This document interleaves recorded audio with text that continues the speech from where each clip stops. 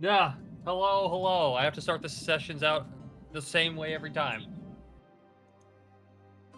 It's Welcome back, required. people. It's required because if someone goes through a bunch of the beginnings, I want them to go and have a fucking aneurysm listening to me. It's just part of the job.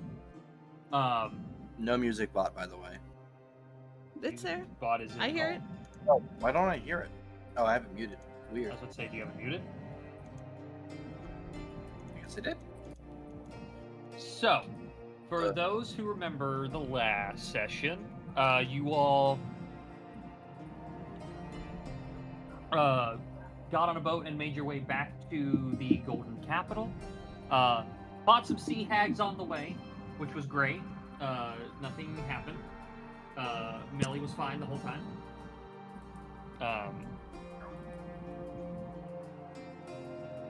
You then arrived at the Golden Capital, went shopping.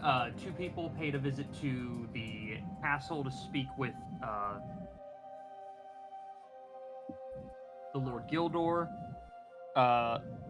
Received a form of payment and passage back on a skyship home to Kuzdul when everyone's ready, as in the next morning.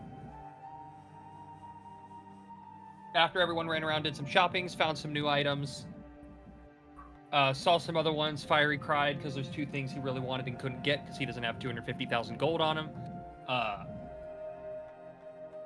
You all rested for the night at the Golden Goose before awaking to start your next day and prepare to head out on the skyship back to Kuzdul.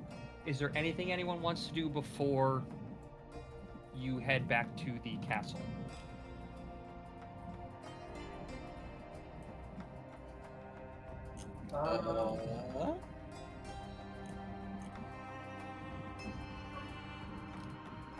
I apologize. I'm trying to remember if I bought anything last session. You and what I bought if I did. You bought a memory stone. I can tell you that for free. No, I did not buy the memory stone. I thought you bought one of them. No, I believe some... there was a conversation as to who got the memory stones, and I gave it up because I think Van and Fiery both wanted them. If I remember correctly, at least. I just kept track of what was bought. I didn't keep track of who got what. Yeah.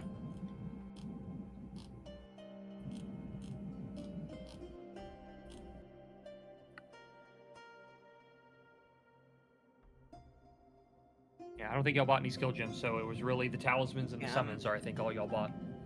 Yeah, I don't think I got anything then. You definitely bought... No, I did buy something. I bought the bell for Melly. Correct.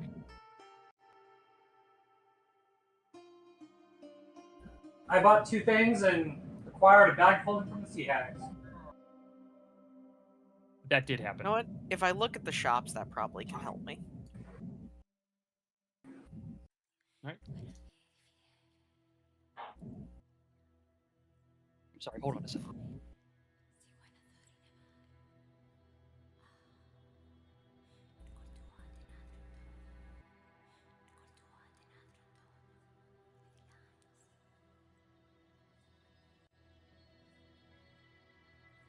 Yeah, I'm thinking that I just didn't really buy anything. Just heard growling from a dog from outside my door and had to go find out what was going on. Well, if no one has anything they wish to do, you can all get ready and make your way out of the tavern and back towards the castle to board your skyship and head out.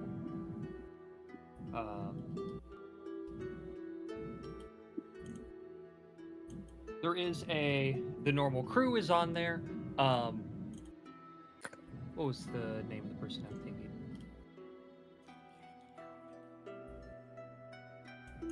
The same mechanic, Zalis, and her three constructs, Bill, Bill, and Bill, are also on the ship. Bill.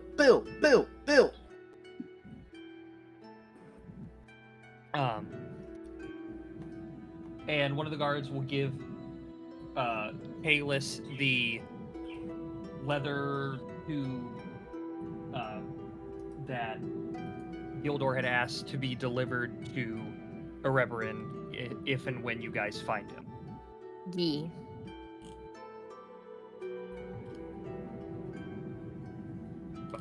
If there's nothing for anyone to do, the crew will shove off and make their way into the sky. This is a 3-day journey, or sorry, it's 2.5 days by airship, having to avoid some of the taller peaks and go around. There is no encounter table, as anything that flies by and becomes a threat is fucking shot down. If I decide to look through stuff again, I did figure out what I got. I got the Crimson Amber medallion. Well, there you go. Is there anything anyone wishes to do on this journey?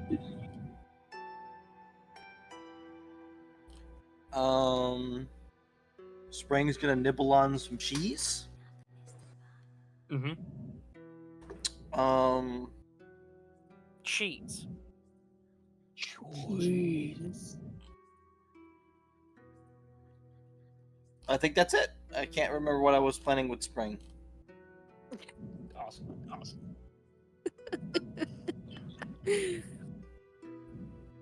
Oh. Would anyone else like to do anything? Spring will nibble on some cheese. Spring continues to nibble on cheese. I wonder what happens if we put cheese in a rat trap. Will Spring still go for it? Spring would be more interested in the rat trap. I was about to say, I think Spring would disassemble the rat trap and leave the cheese. Assemble the trap and then unconsciously eat the cheese while studying the parts. Okay, what if we get... You know how people have those cages that they put outside to catch rabid cats? Like, wild cats to get them, like, neutered and stuff? What if we had something like that with a whole bunch of, like, mechanical parts in it and some cheese? Could we ensnare a Spring? If the cheese is what triggers the trap, then no. He would No, look at the like- machine and then disassemble it. No, I said if we had some, like, mechanical parts inside of it that he'd be able to, like, assess, and, like, maybe a bit of cheese on top of it. Kind of like a cherry on top of an ice cream, but it's mechanical parts and cheese. And it's spring-sized. That's a Van question. I think he's too smart. Damn. Then no, Kalis isn't doing anything.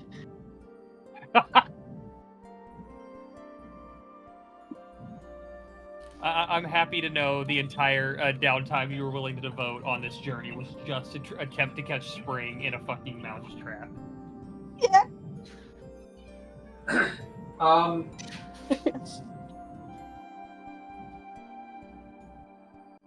Yes?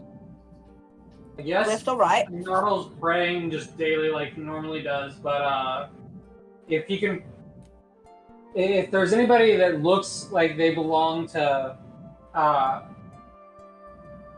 school of, like anything that they've gone to school for things, or that reside at the temple, he would ask them if they know anything about the cylinder that he has.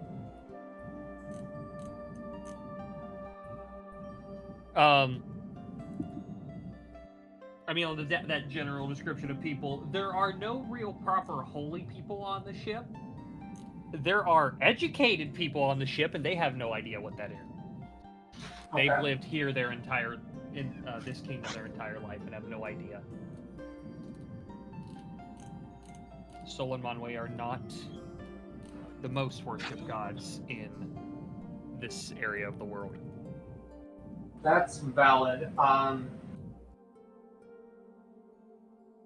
Fiery's character is devoted to the same people, right? Sol and Manwë? Correct. And Devoted's a he's- strong word, but kind of.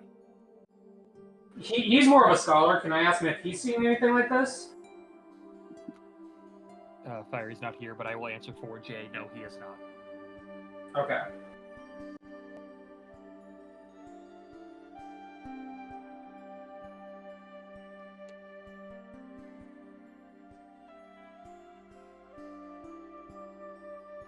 I don't think I've got a whole lot more I can do. So it's prayer time. Just prayers. Just prayers. No matter what's going on, Anadal is always sending his thoughts and prayers. Specifically THOUGHTS. The other ones he gets to keep.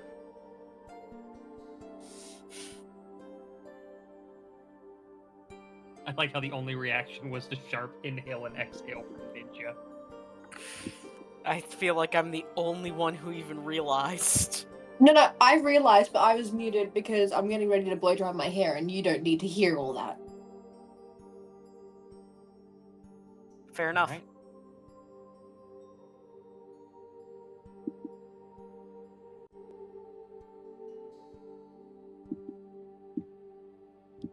On roughly the second and last night of the journey,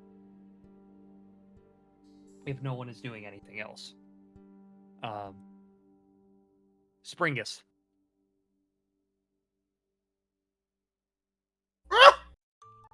While you sleep, you are greeted by familiar dreams once again as the machine presents itself.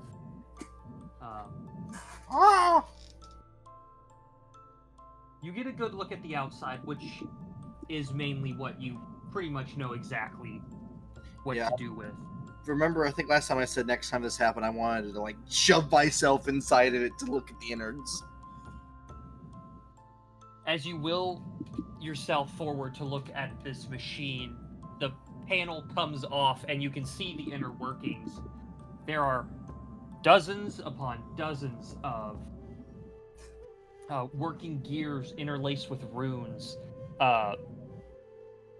You can see along of the two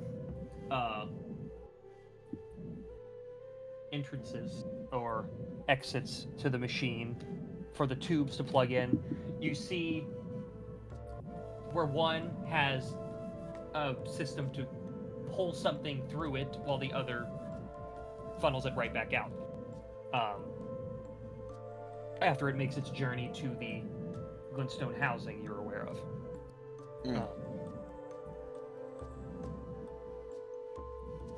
And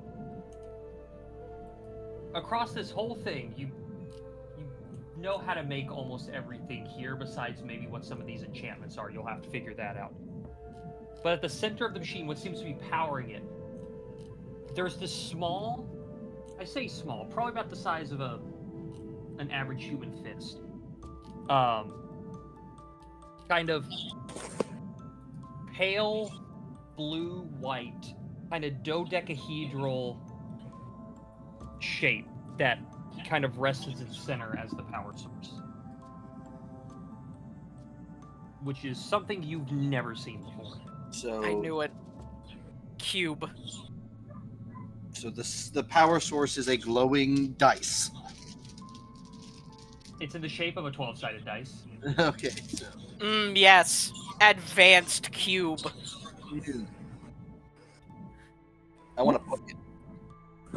You want to poke it? Poke it. It's not a sphere, so I shouldn't have anything to worry about.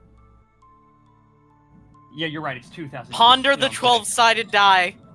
Ponder Ponder the it. 12-sided polygon. I will Roll a ponder. d12. Ponder the polygon, Van. Ponder it. Pondering the polygon. Polygon Being. and ponder. Anyways, you touch it and it kind of hums to the touch, vibrates. I want to see if I can will the machine apart into its individual pieces. As you take this in and you try to will, you see some of the pieces begin to move. But they don't fully separate. You feel as if the power over this dream you have, though it has grown, has not grown enough. So you telling me I can't Jarvis Tony Stark it yet? Just grab it and start. Not yet. Maybe Maybe there's a possibility. Eventually, maybe. but not now.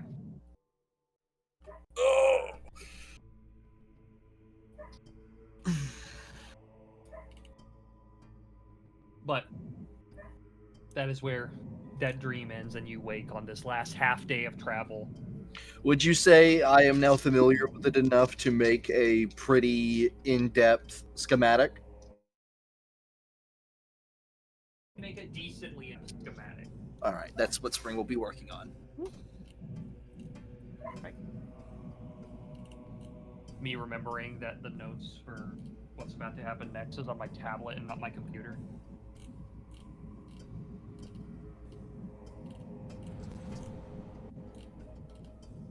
Alright.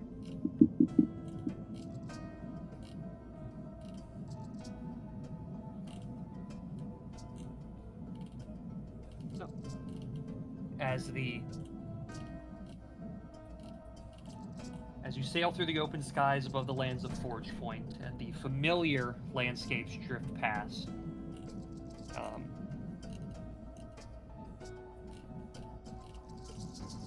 it is not too long till you see the familiar, tall, brass pillars of the arcane fencing that surrounds the outer capital city of Kuzdul.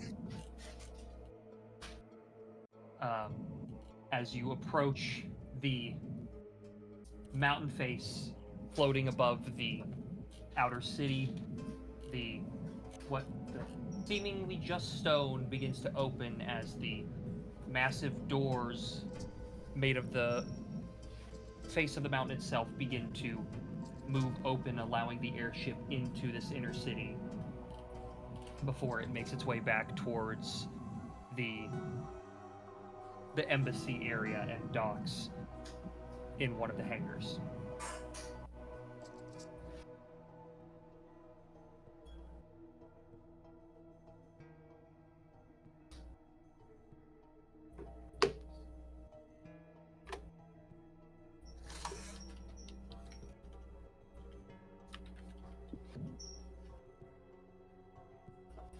Oh my god, we're back!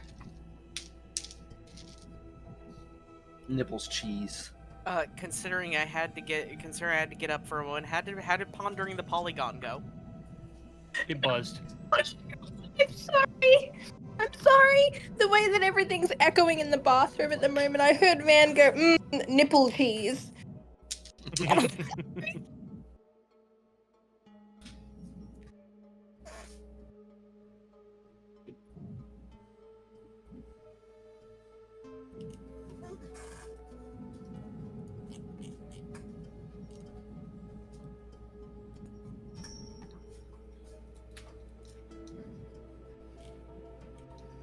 What now?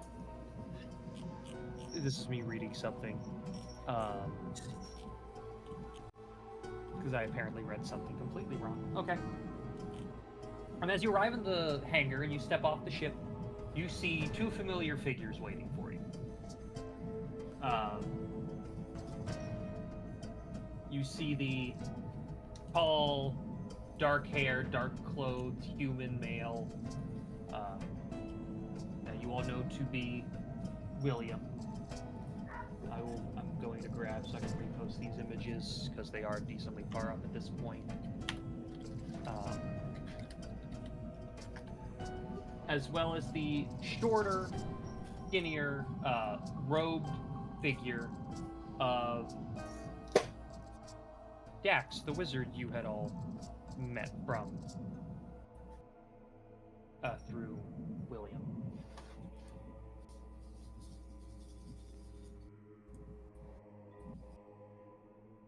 As you step off the platform that leads down from the deck of the airship to the flat ground, William holds out his hands and greets you. Welcome back. How was your adventures in the land of gold? Awful! It was an experience, little too holy for me, but We were constantly being assuaged by poison.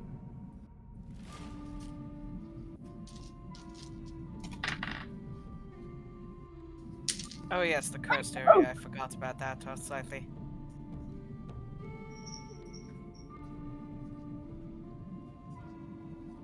Fascinating. I've not been there in a long time. What did you do while you were there? Well, it depends what you're asking. Do you mean specifically the coast area? That spot? I have If a so, well, there's a lot.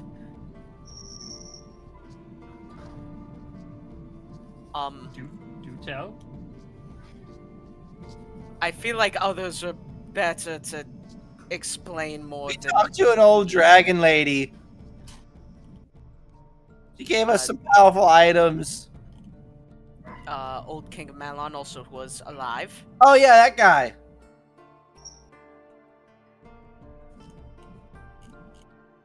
He gave us a task to Melly here to give a royal order to some people.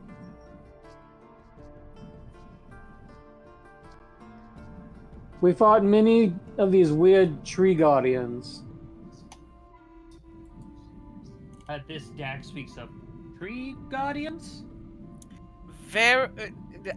Just think of a combination of a giant worm, a tree, and pure unadulterated rage.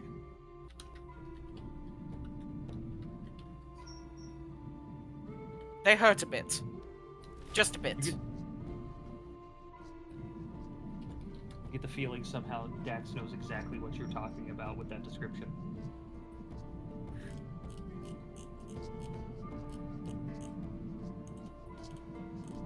While they are speaking, they lead you all to the lifts that take you up and down these hangars. While this discussion is happening, and you are making your way out of the hangar, where exactly do you all want to head first right now?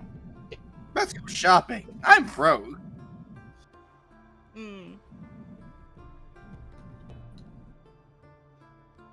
I mean, it was stressed upon us, and like, I know my character is stressed, and then it was stressed to Melly via another important NPC that we should really get that her missive in the form of the box to the appropriate people, like as soon as possible. So, Anadal is down to guide Melly wherever she needs to go.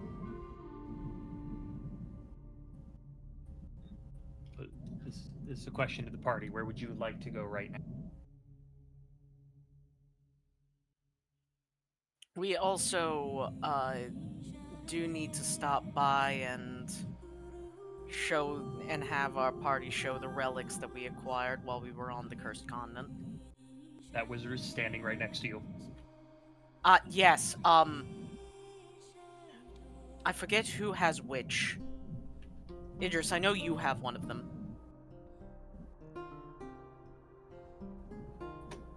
I'm sorry, what's that? The relics that we got during from the Dragon Zone.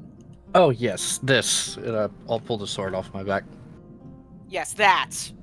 As I'll just pull. I'll just turn the wizard to the sword. Just there you go. There's that and a suit of armor. I don't know who has the armor. I will The not old lie. man that shines. Old man. You don't shine.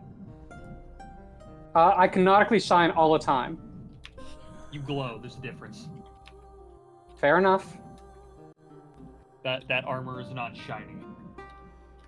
The armor is not shiny, but the man is glowing. Yet.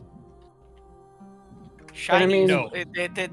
That's what happens There when are- it reaches no. its final form. It is No, Ninja. it goes very The slightly. higher it gets, the more runes glow on it. It does not shine. You know what? Fair enough. It is chromatic. The very glowy man. Which now that someone's actually pointing it out, Infernum, as you look at the armor, there's more runes lit up on it than when you guys first picked it up. Anato, why is it glowing? Why is it brighter? Oh, that's probably because before we left, the old lady touched it and made it glow further. Excuse me, the what? For anyone who's curious, you can open the item sheet. So I've had this since before we left. She awakened it for me.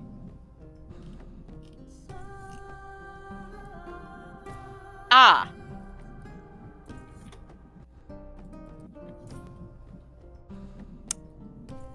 Huh. Well then. Yeah, that happened. It seems like a very... Yeah, that seems like very sudden for a yeah, that happened. For an Yeah, that happened.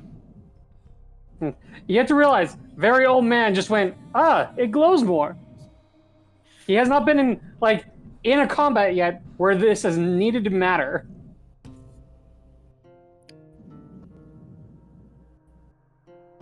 Well, I guess that's a thing.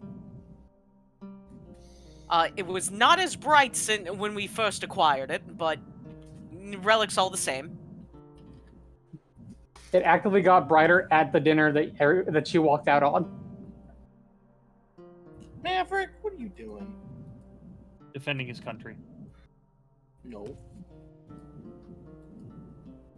Alright.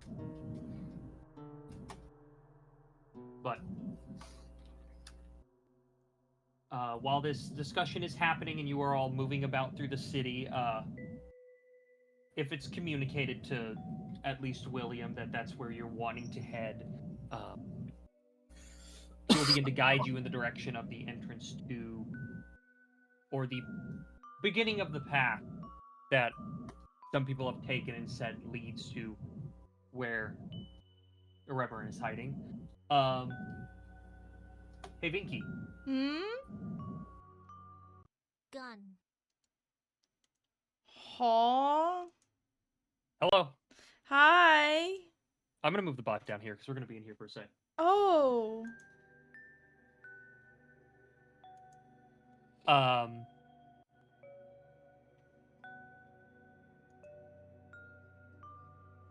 It was hard to find a place to interrupt properly, but very soon after you exited the ship and the discussion began with William, with Dax standing nearby. With both William and Dax standing by. You began to hear a voice creep into your mind. Oh, God. As the familiar voice of Dax creeps into your mind telepathically. Okay. Miss Bonnet, I'm sorry to have to communicate like this, but I believe I have no other means. And you do notice, as you're hearing him begin to speak in your mind, he's engaging with the people around him verbally, while this entire time speaking into your mind. Mm-hmm. And I'll just say what general perception you could, and in decent insight, since he's not necessarily trying to hide anything, you know it's him speaking to you, not someone pretending to be him. Okay.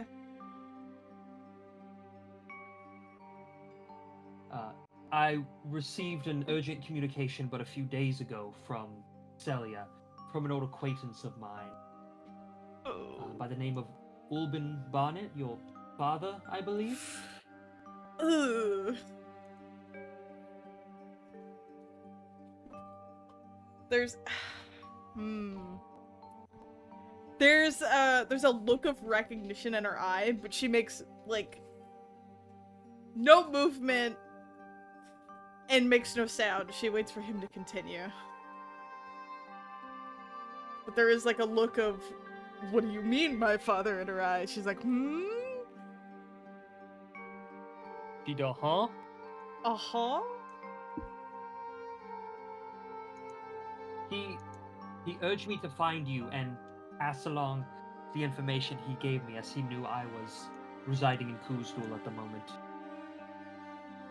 Things are taking a turn for the worse in the lands of Celia.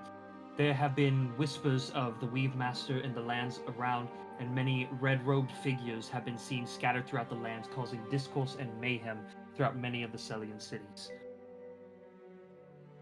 Furthermore, it is said that the Weave Master, back when he disappeared with Mount Celis into the heavens, that among the things he took was an artifact of immense magical power known as the Weave Crystal. This was an object of pure solidified arcana, pure mana, taken straight from the realm of Eldar, the god of magic himself. Among the things it could do was discover that it could power arcane devices without issue. It was believed after he left, the crystal was shattered in some way. Many of the warrior leaders of old in Celia used to use it to power, namely, defenses, or if the time arose, use it as a casting implement. There have been, I believe, 3 cities in Celia that a similar magical reading has been discovered, as well as similar energy discovered somewhere here in the Kingdom of Forgepoint. Your father and I believe the Weave Master has regained much of his strength and is preparing to begin his crusade across the lands once again.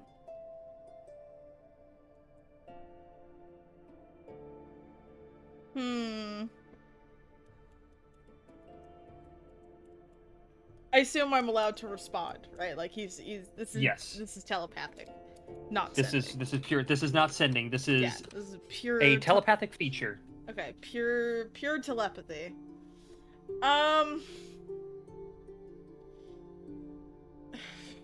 Ooh. Melly will take a second, and then she'll say, while I understand that the situation you're telling me about is difficult and a very big problem, what does he want me to do about it?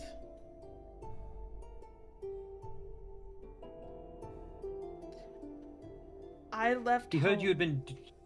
Continue. I left home so long ago, I didn't think he would even reach out to me for help on anything. From what I understand, he wanted to keep his distance.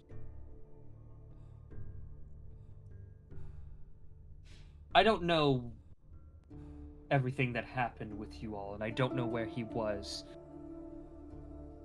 When we first met, he didn't speak of you much, but he started to as the years went on. And he started to become more worried and more concerned. I would have thought it weird to bring this to you out of nowhere, if it wasn't for the last time I spoke with him.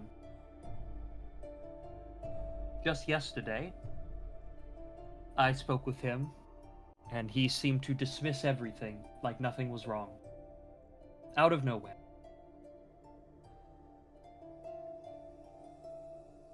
Based on my connections back in my homeland, these readings, people are still sensing the same magical energy. These strange figures are still crusading about the land with strange casting abilities. It's almost as if we can't stop them from casting.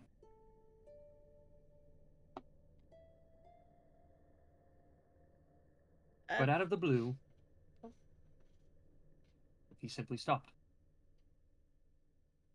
And I was told just before you arrived here that one of those magical readings has moved to your hometown. I see. No. Beefus! What? Beefus! What? God damn it. Now, if I'm understanding the conversation correctly, you intend to head below the city as I don't. It's hard to keep track of 2 conversations at once. I don't fully remember the reasoning, but that you're heading down in an attempt to find the Hidden King, correct? Yes, I have something to give to him. I can't tell you exactly what it is, but it's something important. I understand. And I know this is important, so I will not ask you to abandon this. Especially given the information I'm waiting on. though I do implore you, as soon as you are done with your business below, come back and find me in my office here in the Aegalion Embassy, or have them direct you to my home, my temporary home here. There is more information I am seeking out and waiting on, and I should have more answers when you all return. I would also implore those that can cast to not send sendings to myself, or if those wish to attempt to communicate with your father, to do that. We believe the Weave Master's servants have figured out a way to tap into messages through the fabric of the weave and listening. Understood. I'll let them know. I'll let them know to keep more important information between us, and I'll let you know what happens after, and I'll come see you when we're done. Okay. Thank you for letting me know about my father in my hometown. Of course. And after that, you begin to hear the voices of your companions fade back in as he ends this telepathic link, and I will move you back up to the VC we were in. Hoggers! Gun. Oh, Vinny's back. Hello! You Welcome dead? back. I live! Are you Are sure? you sure, Vinny? Oh yeah! I suffer a little bit, but I live! It doesn't Isn't that bother how we me. all live? It bothers me a lot. It bothers me a lot. I will say, those who are standing by Melly has seen her nose scrunch up like a few times while everyone else was having conversations, but that's about all that happens.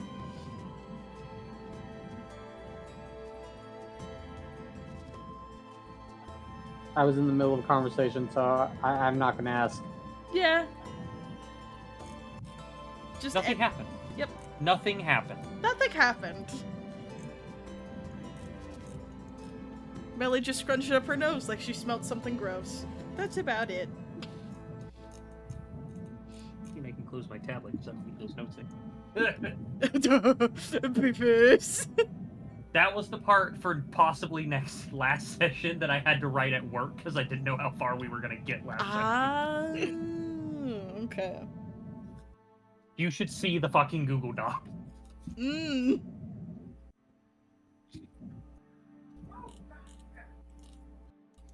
But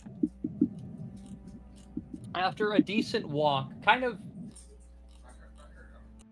in the opposite direction of the embassy itself, William leads you down, and you are brought before a large opening. Most of it seems natural, though there is a bit of a paved, a bit more of a paved section, and there are a number of guards nearby watching this entrance, both people coming towards it from the city and watching inside the tunnel. And you also see a small, almost mining train on the track leading into this tunnel. Train? There's a small train here. Spring is focused. I pick up Spring so he doesn't run off. I imagine I don't he's like a think- guiding laser. I was going to say, or I'm pretty sure compass. Spring is exactly where he wants to be right now. Mm-hmm.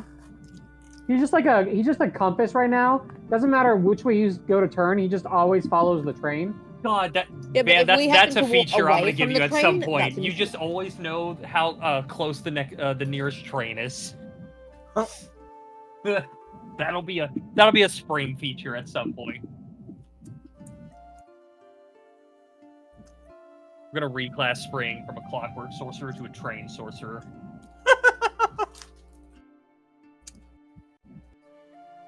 Yes, the strongest subclass, the power of trains. But as you approach this area and the guards, William and Dax will bid you farewell, lest you need anything else from them, and let you continue forward.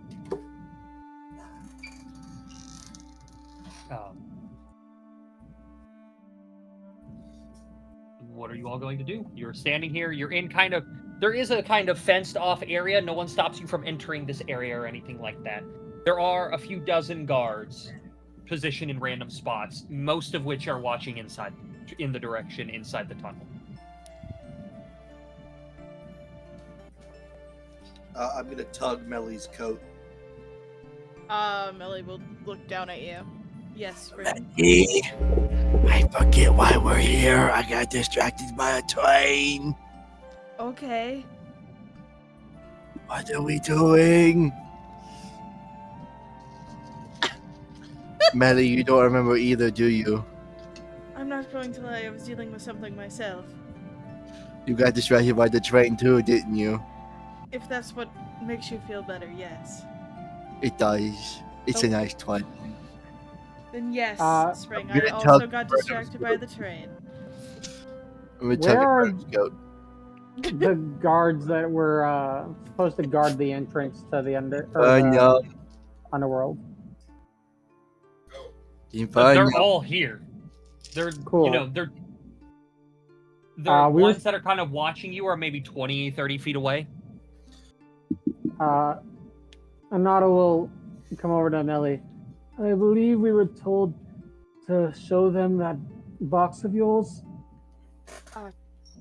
Yes. Melly's gonna pull out the container. I can't remember if it's a box or a cylinder. I thought it was like a cylinder. It looks like a scroll case. That's what I thought. Cylinder. Melly will pull out the scroll case cylinder. And then she's gonna go, which one am I supposed to show this to? I was, she pauses, distracted by the train. See, it's a nice Anata'll just gonna guide you towards the nearest guards. I don't think it matters, just that we show them and explain our reason for being here. Understood. And Melly will follow Anata'l to the nearest guards, and she will. Melly, make sure no sharp objects end up near the cylinder. I don't think they'll harm the cylinder. No, the nothing. Cylinder cannot be harmed in any way. The cylinder cannot be harmed in any way. This joke's gonna be made until you guys get rid of these two cylinders, and then I'll give you an immovable rod so the cylinder never goes away. But that cylinder can't easily be broken. But Ninja, it cannot be around hot or sharp objects. Well, luckily, Cylinder cannot be harmed in any luckily way. I'm cold, so. I'm gonna give you guys a flaccid immovable rod. But yeah, Melly will hold up the scroll case. The to movable guard. rod. What am I looking at? I was meant to bring this to the Underground King.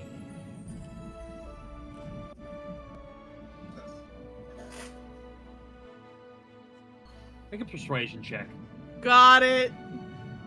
Where's my sheet? Because I have like 4 open. This one. Make sure it's not. Yeah, it's normal. Can I give advantage by name dropping the king? No, it's already been rolled, but he'll take it from you. You watch as several of the other guards begin to kind of approach. Some of them with their hands on their weapon. One of them seems to be readying some kind of magic. I should clarify that I don't think many things can open that. I can't even open it. You watch his guard puts his hand on it, and as he turns the top of the case, the runes that were holding it together fade away as the tube opens. I see. I was lied to. Understood. No, you weren't lied to. You just don't remember what was said. I see.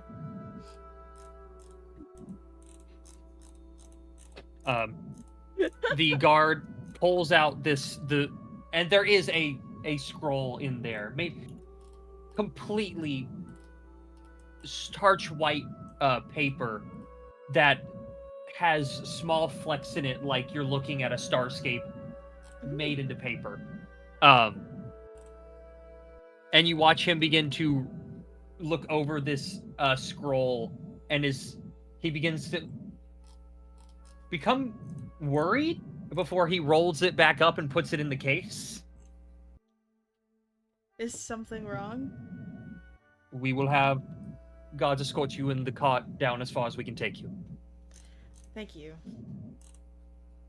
Hold on, what was the... What do you mean as far as you can take us? Are you not able to take us the whole way? No, this track does not go all the way down. This was originally a mine shaft. Wait, are we riding a train? Yes. Spring starts to vibrate, and I don't mean that figuratively. He's literally floating off the ground. Yes, because I'd picked you up before.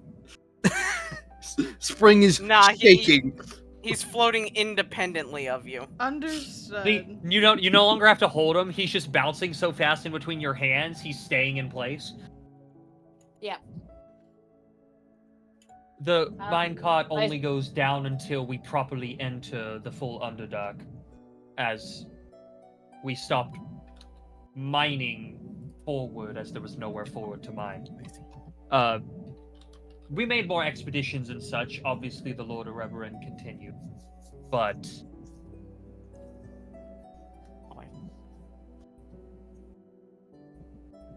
we didn't wish to encroach anymore on the Duragar that live down there.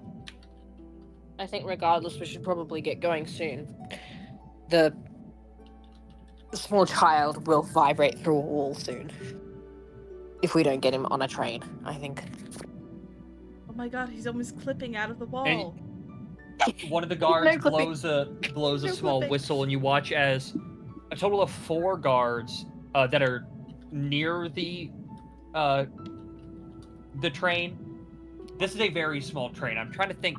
I was almost the entire time, the past week leading up to this session, I've been trying to think of the best way to describe this train. It is basically, think of 2-seater Minecraft minecarts. Those are the quote-unquote train cars. They literally appear to be minecarts fashioned to be able to take a couple people. There is one in each of the 6 minecarts there are 2 seats in each facing each other, one at each end of the cart. Are we all going to fit? Because we do also have Fido. Fido can take his own cart. Yeah. And there are 2 additional carts than what I named, but the one at the very back and the one at the very front, the 2 guards, of the 4 guards, they take those 2. Okay.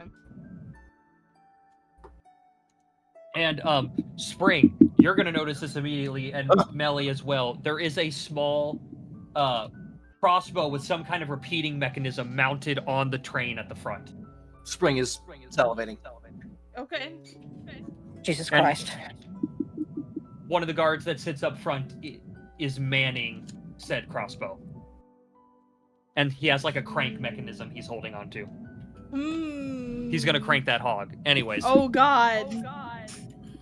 My god. I don't apologize. Oh, I know why. Is it belt fed? Is what? The crossbow? The repeating crossbow. You have no idea. I'm actively attempting to look at the item. Does there seem to be a belt of arrows that will go into this machine? Not that you can see. Cool.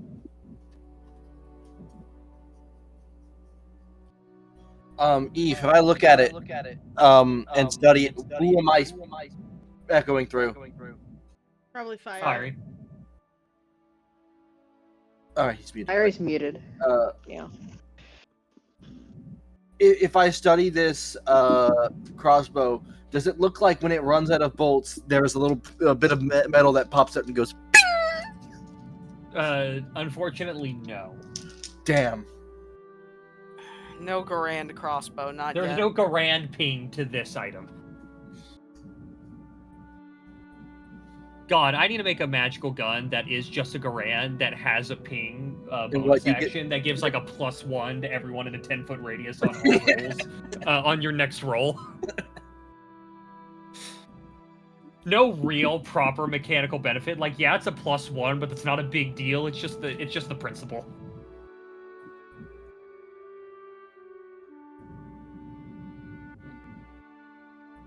Would anyone care to be seated in any fashion? 2 can be in a cart. Except for Fido. Fido gets his own cart. Fighter special. For safety reasons, I may stick with Spring. I'll protect you, Cadis. Sure, we'll pretend I'll you're do protecting whatever me. is left. I'll take whatever I spots will left. I don't pretend. care. That's what I'm doing. Man, Melly, there's Okay. a lot of carts still left over. Awesome. I'll take the cart closest to Fido. I'll You take the have Fido closest to the sit. middle. What? I just want to be in the middle. Spring You gotta wants- take the seat closest to Fido and realize he's waiting for your direction. Oh, I put Fido behind a Noddle. So I sit with a Noddle.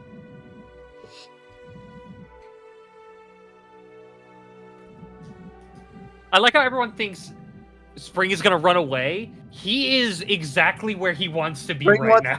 No. I'm Spring not sitting with Spring because I think he's gonna run away. I'm sitting with Spring because I'm worried he's gonna try and lean No. over the cart to see how the bottom of it runs and falls out of it. Oh no! Spring knows exactly how these work. He grew up. He grew up on a train yard. He grew up working on these. Spring wants the seat furthest as far to the front as he could get. Just like Yeah, you are sat behind the 2 guards at the very front. Remember, Cadis, when we get to the camera, you have to look up and smile, and then we can pick up our picture on your way out. What's a picture? Fine. What's a camera? What's a camera? Is mayonnaise an inch? Okay. Is mayonnaise an instrument. You watch as the guard that is not manning the crossbow seems to mess with some controls, and you hear a slight hum kick up in the car engine at the front and I should also note there are 2 engines on this this train. Only the one in the front heading in the direction facing I can't speak. The one Take a facing breath and go forward again. into and down the cave is the one with the crossbow. The one on the back does not have it. They seem to not expect anything to come with them that they should be worried about, so much as possibly come out. Got it. But the engine hums and lights turn on the front of the train as it begins to make its way down this tunnel. It is paved almost all the way down. The area that is paved width-wise does get smaller. Towards the end, it is almost only roughly the size of the actual track itself. But with the lights here, regardless if you have dark vision or not, many of you can pick up that this was a very heavily mined area.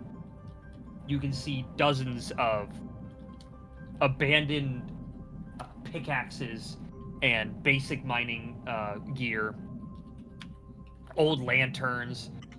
You even see like piles of crushed up blackstone that makes up these mountains here, just scattered about in random spaces where you assume someone was at one point mining into the wall.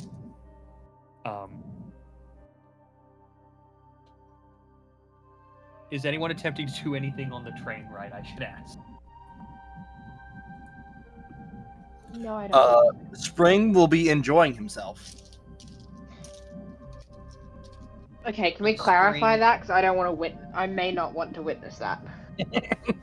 Spring will be enjoying himself. Spring is still vibrating. In a way. We don't know what way anymore. I too think I dark. regret my decision to sit with the trash panda.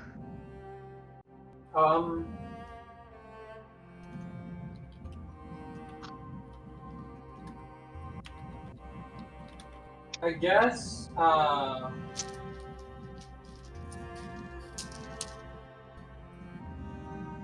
ask what the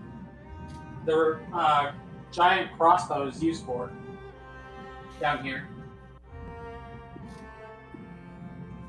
You shout up towards the guard, and you hear the voice carrying back. Fend off anything that attempts to follow or come at us.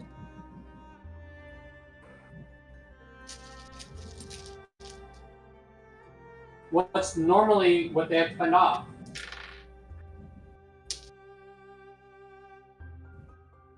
Have a good session, guys. Bye, Webbers. Oh, bye. Bye, Webby.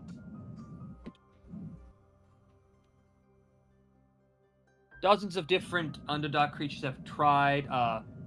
We had some boulettes one time. These strange ooze-like creatures known as slivers once attempted to follow the train. We didn't have to fight them off too much, though, as they got a bit ways up behind us and turned around.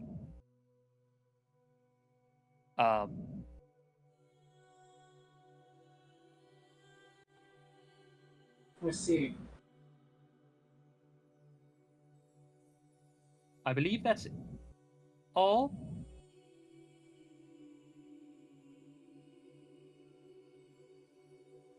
And the other guard is, basically echoes the same.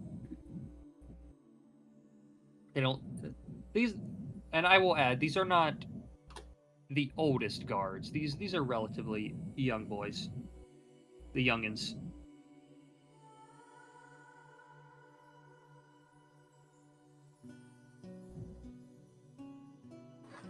About how long will this trip take for uninterrupted?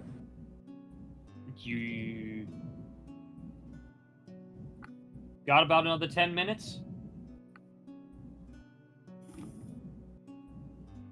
Okay. I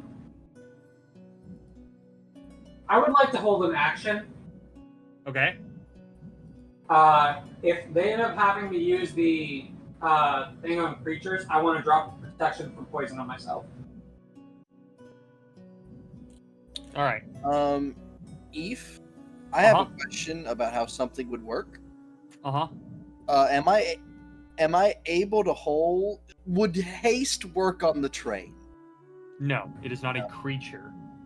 I didn't know if it counted as a construct. It is not a construct.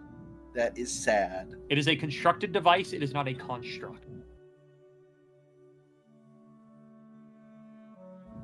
It doesn't have sentience yet. I would argue you could cast haste on a not fully sentient construct. It has, as I think Austin said it has no autonomy. So if I hit it with Awaken and then hit it with Haste. Man, Yeah, imagine I mean, just yeah. being a living If you train. want this, if you want Thomas the Tank Engine right here, when you guys hit 5th level casting, you're more than welcome to come back. Come on, motherfuckers, come on! Alright. Eve, I need you to do the one thing, and that's allow us to bring to life this train, and then name it so it's permanently alive. Our downtime and Explorers just got a lot different. I know, I can't wait for how excited Van... Oh, wait, no, I'm acting like we can't just awaken stuff already. That's what I'm saying. I'm not going to do any of that, so, Van, I'm sorry about what you're going to have to deal with Fiery and Awaken, but, Yeah, I know. I'm already dealing with it. With the slimes. It's not going to be me.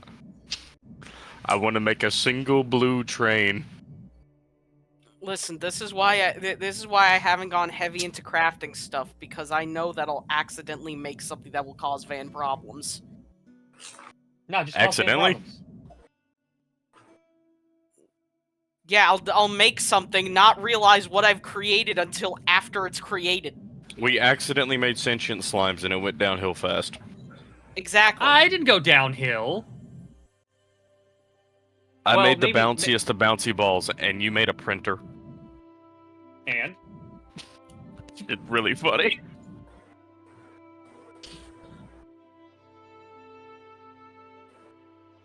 Anyways. Why is this not wanting to work for me? Alright. But after, it's a roughly 15-20 minute ride in this train down. You begin to feel it slow as a kind of strange bioluminescent glow seems to come from the tunnel ahead.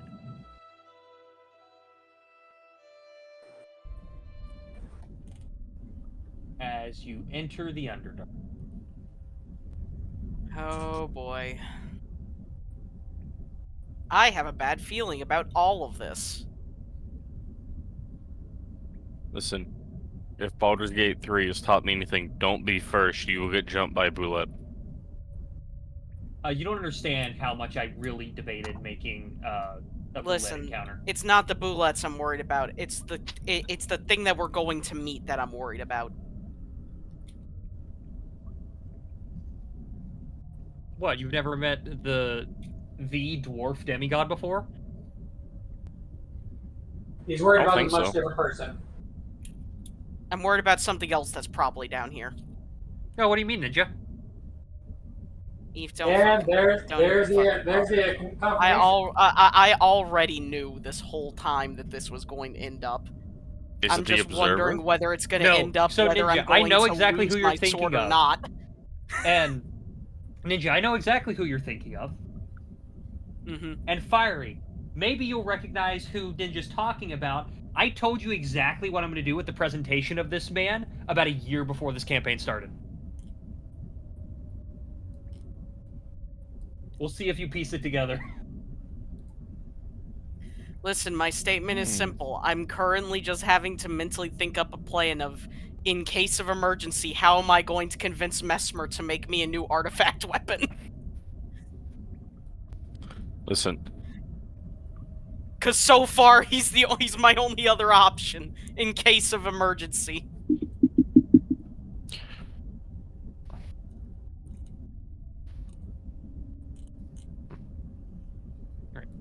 But I was about to ask where you put the spirit ashes, but then I see the drop down. Yeah. Ethan has told me a lot of things with the confidence that I'll forget, and the funny part is, he's usually right. I'm almost always right. I will trigger a memory, though, when we get there. I know It's kind of like, you know how you hear the click of a landmine, then you remember, oh yeah, landmines. We walk our That's dogs what out happens. Oh, Ethan, we'll get to it, and I'm like, oh fuck, I know what this is, but it's far too late to change it. Alright. But as you slowly come to the end of the tracks, the train comes to a halt and the guards on edge are watching around everywhere and nothing seems to approach. The whole place is lit up by none of you, unless I'm forgetting something about any of your backstories, none of you have been to the Underdark before.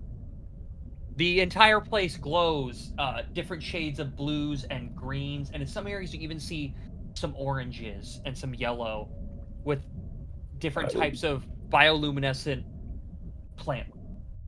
Most of which is mushrooms. But... Ethan? Yeah, what's up? I would like to attempt to convince Spring that the mushrooms taste like candy.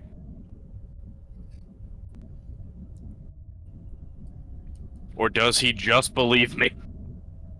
That's a bad question. He just doesn't believe you. Why would mushrooms taste like candy? They're mushrooms. Look at them. Not candy. They're colorful. They glow. They're bioluminescent. He's not that fucking smart. Hold on. Yes, he is. Holds up robotic arm. That holds up his combat meth and his out of combat meth. Hi, my name's Spring. We've clearly never been introduced. God damn it, Ninja! You just gave me the best idea for an alleyway salesman. I got you combat meth and I got you non-combat meth. What's the difference? One's for combat. The other one is out of combat. Oh, okay. Usage time. I was really hoping the answer was gonna be, is a unit of measure. Out of combat with substantially larger doses. The guards in the one of the guards in the back will make sure you all safely get off. the train. All right. And he will point. There is a kind of trodden path here. It's not properly paved, but almost like a dirt path in a way. And he will point in one of the directions of the path. If you follow that path, for 4 days, you will reach the Dwergar settlement of Underdark. The Lord of Reveren's new home lies relatively nearby. Thank you, my kind boy. Yeah, have a treat. He takes it cautiously. I will also give a treat to the other guard. He takes it cautiously.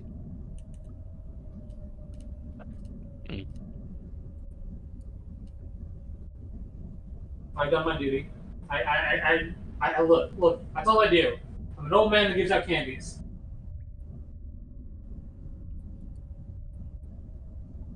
If you find and communicate with the Lord of Reveren, he will arrange either for us to come back or some type of transport for you back to the city or wherever. Good day, be safe, and good luck. And you see he kind of eyes the scroll case for a moment as he gets back on the train. They turn it back on as the other two guards seem dejected and left out as the train leaves. I thought there was 2 guards. Otherwise, I would have given all 4 of them candy. No, it's funnier for them to leave dejected. They'll Listen, earn their guys. candy later. Ooh, piece of candy. All right.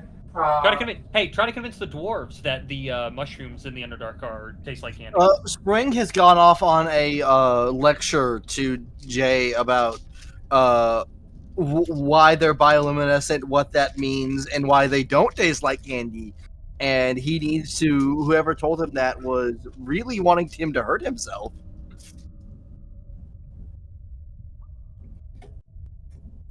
Well, I suppose we must be getting on. Don't eat the mushrooms.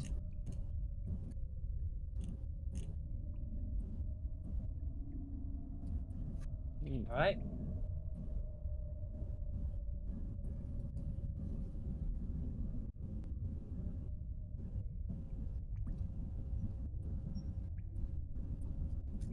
So, who is leading on this first day of travel? Well, I can see in the dark. You can all see here. It is decently bright enough that I'm not gonna.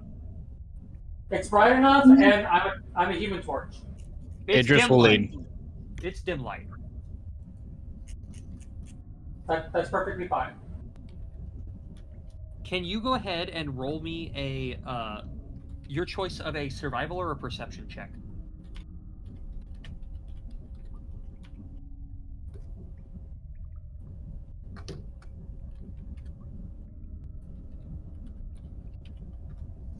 I mean, one sec, roll 20 broke.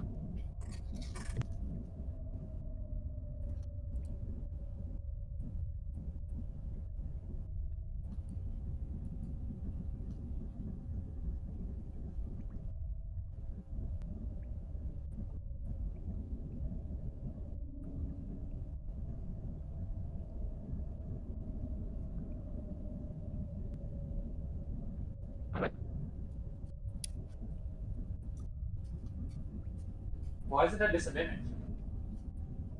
Because I never turned it off from last week. You follow the path, doing your best to not stray too far from it. Can you go ahead and roll me a d20?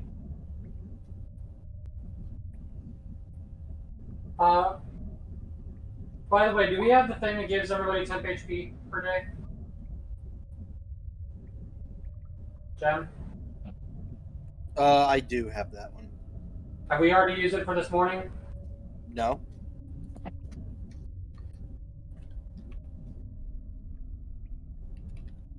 I can use it. I think since it's per long rest and you have 3 times of it, we should use the temp HP thing, just in case. Okay.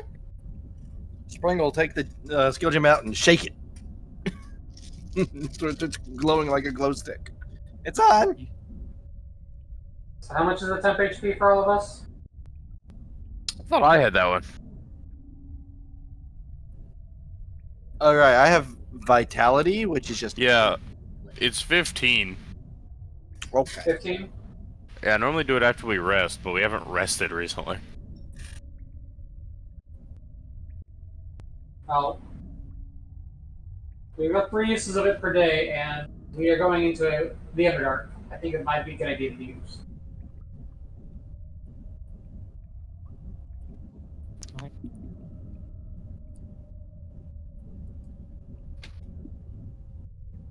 With 16 on the D20, the day goes by. You continue your travel.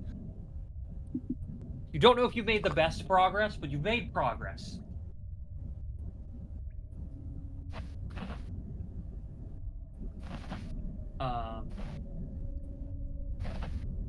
As you all take time and make camp, when you doesn't exactly become nighttime here, but you do eventually begin to feel tired from traveling. So I assume you wish to rest for the quote-unquote night. Probably a good idea. Indubitably.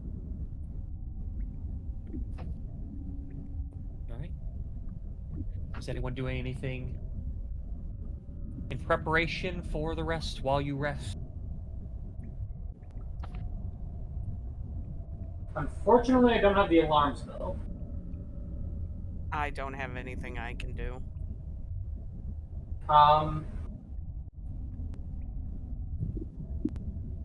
It'll only be... My thing will only last an hour until I end up getting back up, but... Considering I can do it at will, I will be dropping light so that people can see easier. It lasts for an hour. And hopefully if something is harmed by bright lights, it'll be avoiding us. I'll just touch a rock. So, roughly your first hour of rest, there is a bright light.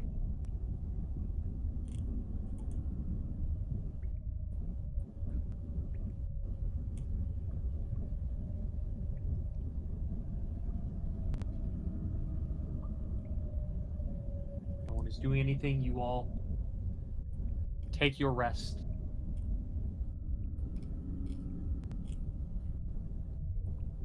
Said rest being restless for some of you, but you all eventually wait. Don't know how long has passed, but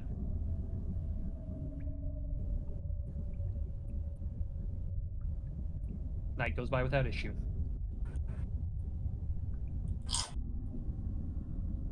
Who would like to lead this next day of travel? Is anybody good at survival? I'm Survival, no, but I have really good perception.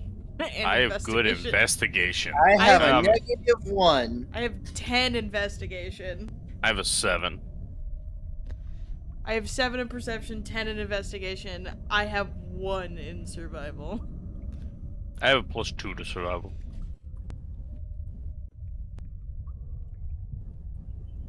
Well, I don't know if you want to lead, but...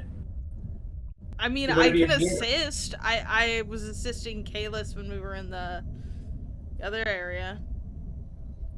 Sure. So I can assist whoever actually leads. What were the options? Survival or what? Perception. Oh. Perception is a more difficult of the options, but it is an option. Can I roll perception to assist? That depends on if you're assisting, someone else has to declare what they're doing first. I will roll survival. Alrighty. Let me roll. I assume it would. This is normally I would let you just take aid, but given that these are two completely separate. Okay, you rolled a 23. You're fine. I am gonna still explain myself. I went ahead and though. rolled at advantage, having faith in Vinny. I'm gonna go ahead and explain myself though. Normally, in most situations, I'd let you take the aid action. When it's two completely different checks, I'm gonna make the person attempting to aid roll for it. Yeah. Completely Because fair. with Kalis, it was perception. That's all it was. Yeah. This is trying to use perception to aid in survival. However, you feel you stick towards a better traveled path, passing by more and more of these mushrooms and algae growing on some sides of rock faces. There are even mushrooms the size of trees you pass by. These ones are not glowing.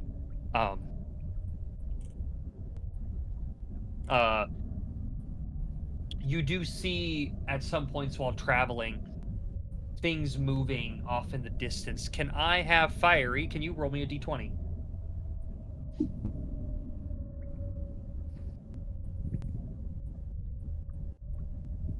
Hey, E. Uh-huh. I guess for the future, because I just thought of it, the light cantrip doesn't have a amount. Like I can only keep. It doesn't. Like how prestidigitation, you can only have 3 instances of it. Light doesn't have that.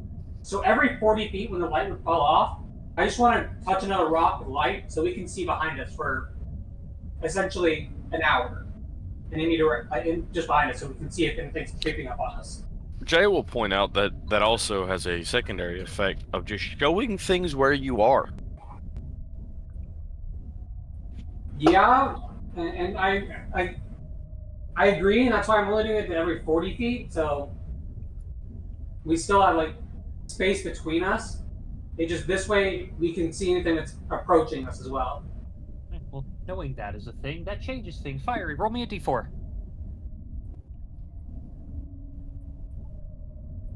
Okay.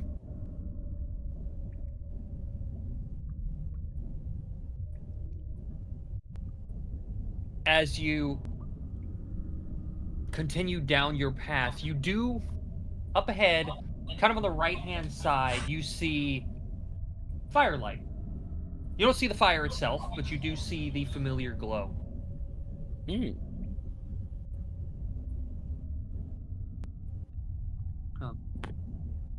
As you approach, going down the path, you begin to see, like,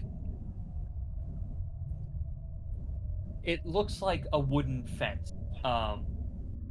But Melly can point this out, and many can as you slowly get closer. This, air quotes, wood appears to be whatever tree-like mushrooms you see around here. It seems to be from them. Like a wooden, almost spiked fence that you can make out. I will inform everyone what I see.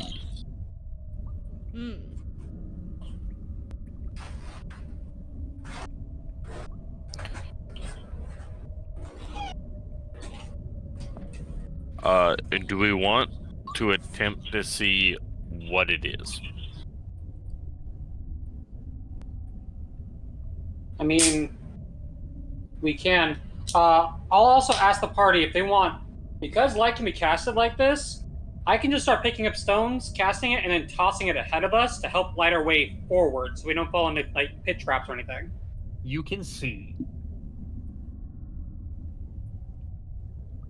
It has been explicitly stated we can see perfectly fine. Okay. If you can't see perfectly fine, I will let you know. And I can see through magical darkness. I'm not that worried about seeing right now. Okay. I'm more worried the consequences of summoning shit to our location.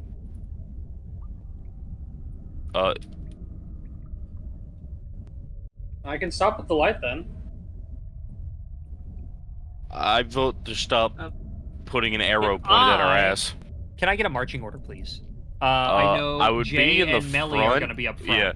for this. Presumably, yeah. Fido would be in right behind. Yeah, Fido's behind me. I'd be as close as I can to the front. Middle. I'll be a little. I'll be in the middle. I'll be in the middle area with the noddle. Noddle. They'll put Talus and Idris at the back for if something is trying to sneak up on us, and the spring right ahead of them. Van, where would you like to be? I will be on Kalis' shoulders. Okay, so I will put you guys. And where is Idris? The back. We have found Oh, who I'm missing. the heel is. God, this is a complete sidetrack. I saw a short from Zach the Bold talking about people not being there for sessions, and one of the things that was just offhandedly mentioned in it was just whenever a player's not at the session, you just turn their character into a cat until they come back. First of all, funniest curse ever. Lamau. I'd be a cat more than I would be an orc. I get.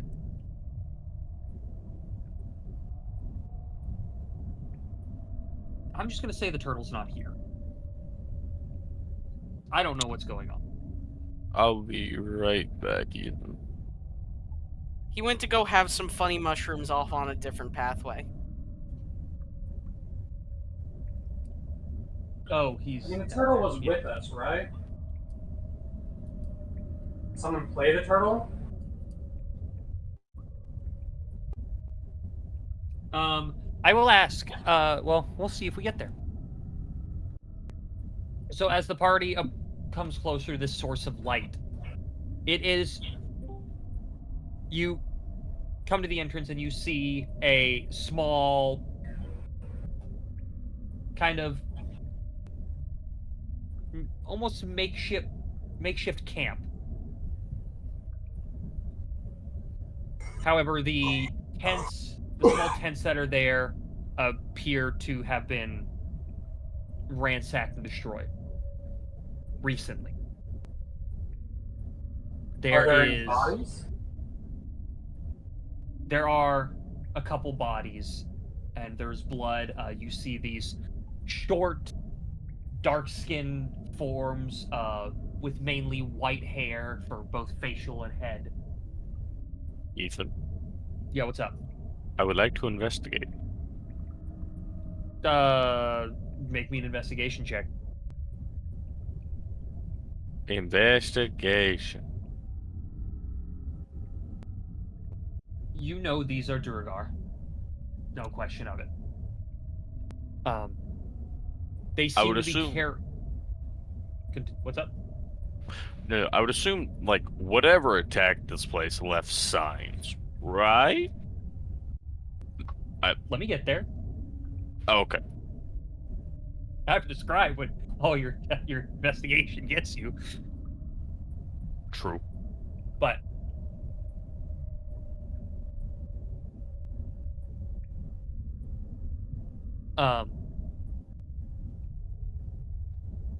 these, like I said, these are Duragar. The equipment you can see around is gathering material. You see some pickaxes, some small axes, probably for, you would normally assume wood chopping, but again, given there are no proper trees down here, probably those big ass fucking mushrooms.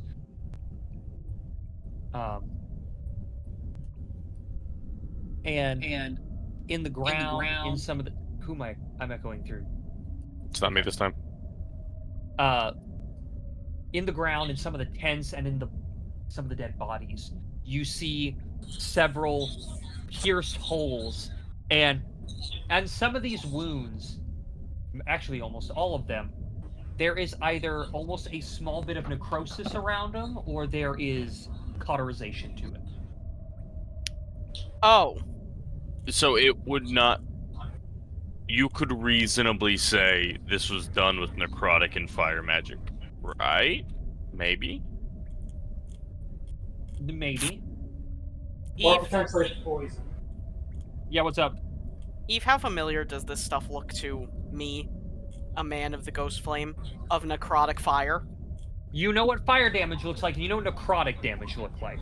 These do appear to be separate. They appear to be separate, so it doesn't seem like No one a wound ghost has flame the same. burn. No one wound has the same tune. However, it is Yeah. strange to see a consistent amount of both fire and necrotic together. Interesting. But it isn't like my ghost flame. Who are you protectioning from poison?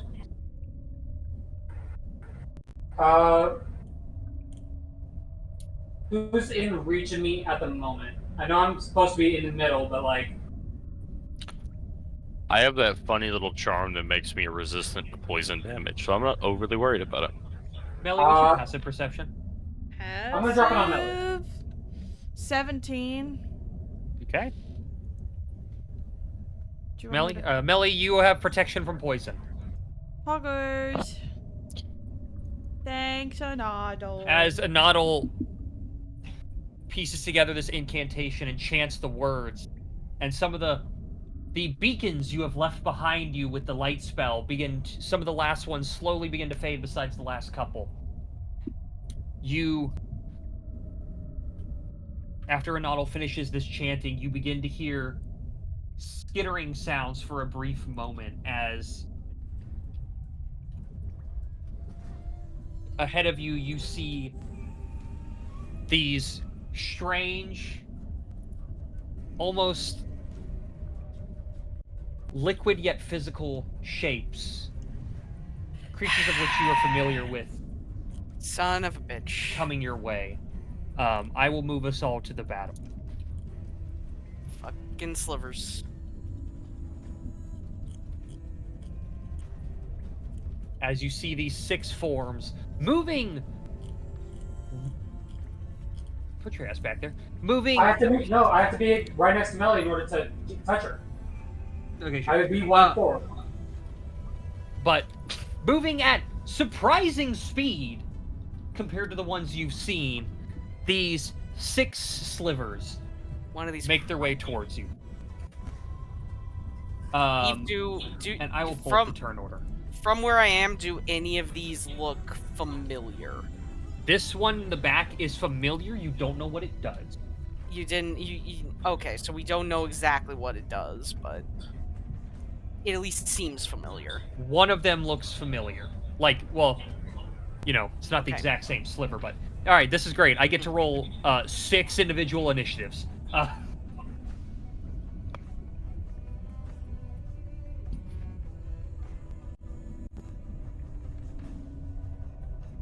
didn't think about this.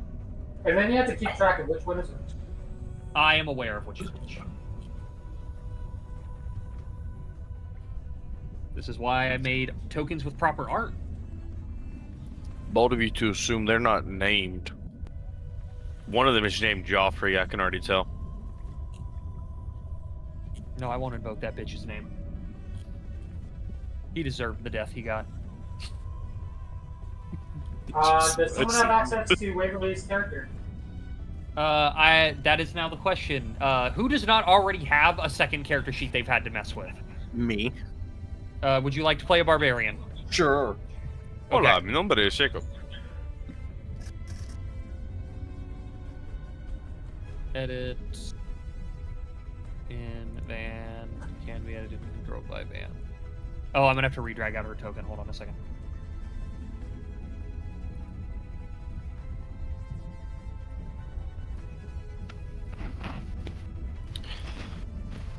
Damn, that was a high initiative. And no, we'll get. Never mind. I was about to say something. We'll get there when we get there. I need to roll initiative regardless. Yes, and they are not at the level they have advantage to roll yet. Initiative. Oop, hold on. That is next barbarian level.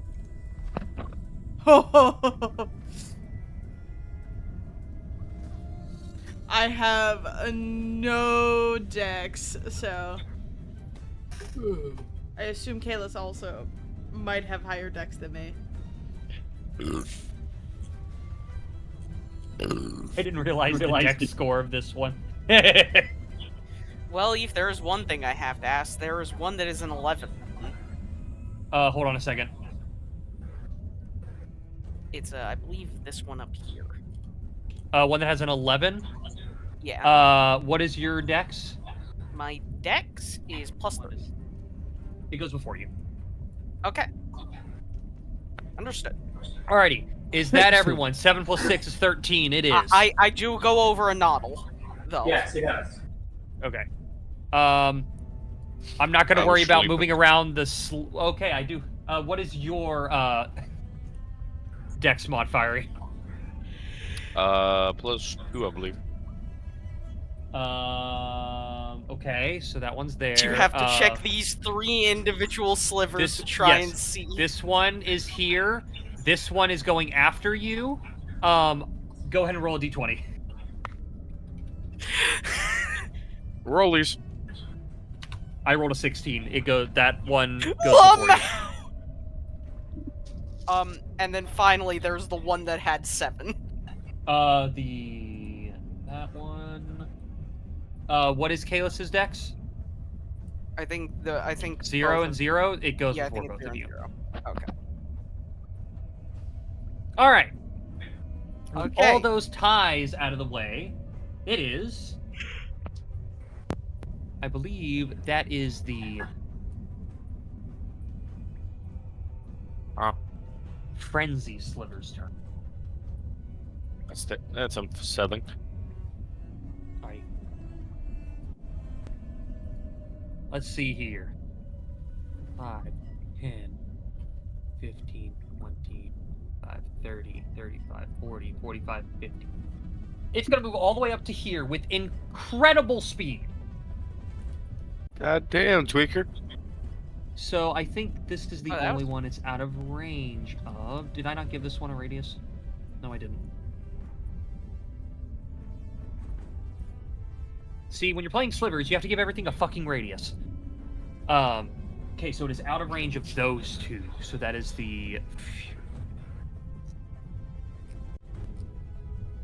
So I believe that one gives yes. That one gives yes is a concerning ass Well, I'm not fucking going to tell statement. you what it gives it. No, just the statement's mildly concerning. You all notice as this sliver moves forward, again, incredible speed. It... I don't want to describe all this. Significant speed. As it moves that last space closer to Jay, you watch as this fury in its eyes dims. It is still hostile, but it does not benefit from the Fury Sliver's ability where it is. It does not seem as however, insanely again, violent. incredible speed. It seems to be extremely aware of where its weapons are going. And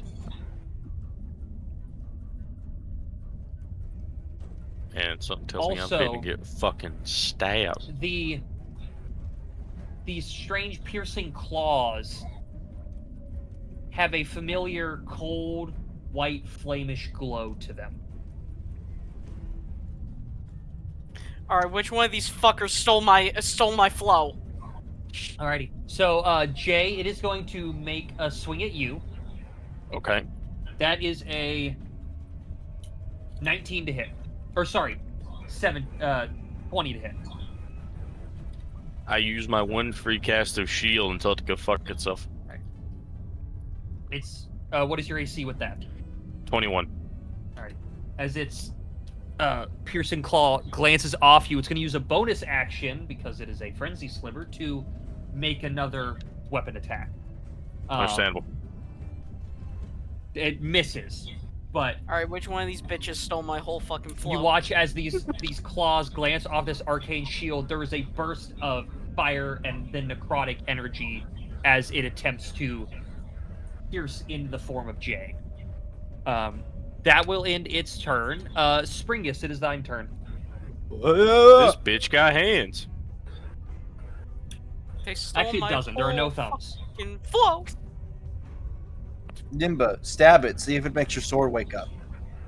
Yeah, that's it's how not I'm gonna the awaken a the vestige. sword is Hold not on. the sword being awake is not the problem. It's the fact that it's still corrupted. No, I just love how funny that sentence was. Stab that bitch. See what happens. I'm gonna stab her regardless because it stole my. Because these things are stealing my flow. Stab that bitch. See what happens. I don't think I ever put on my extra spell for my memory stone. Oops. I You'll have didn't either. SDE. You can put That it is in correct. after combat. Yeah. I mean, I don't think I hadn't even picked one. Yeah. Uh, I picked one. I just never dragged it on my sheet. So it doesn't matter. Excuse me. I have full mana management. All right. I think I'm going to do the. I could do something different. Jay is our only ranged caster or fighter, right? Melly No. uses her crossbow. I wouldn't say only, but range is all I do. I have the option to twin cast haste or twin cast fly. Oh, don't worry about casting. I mean, I would benefit from fly, but I don't need fly. All right, I will twin cast haste on Kalis and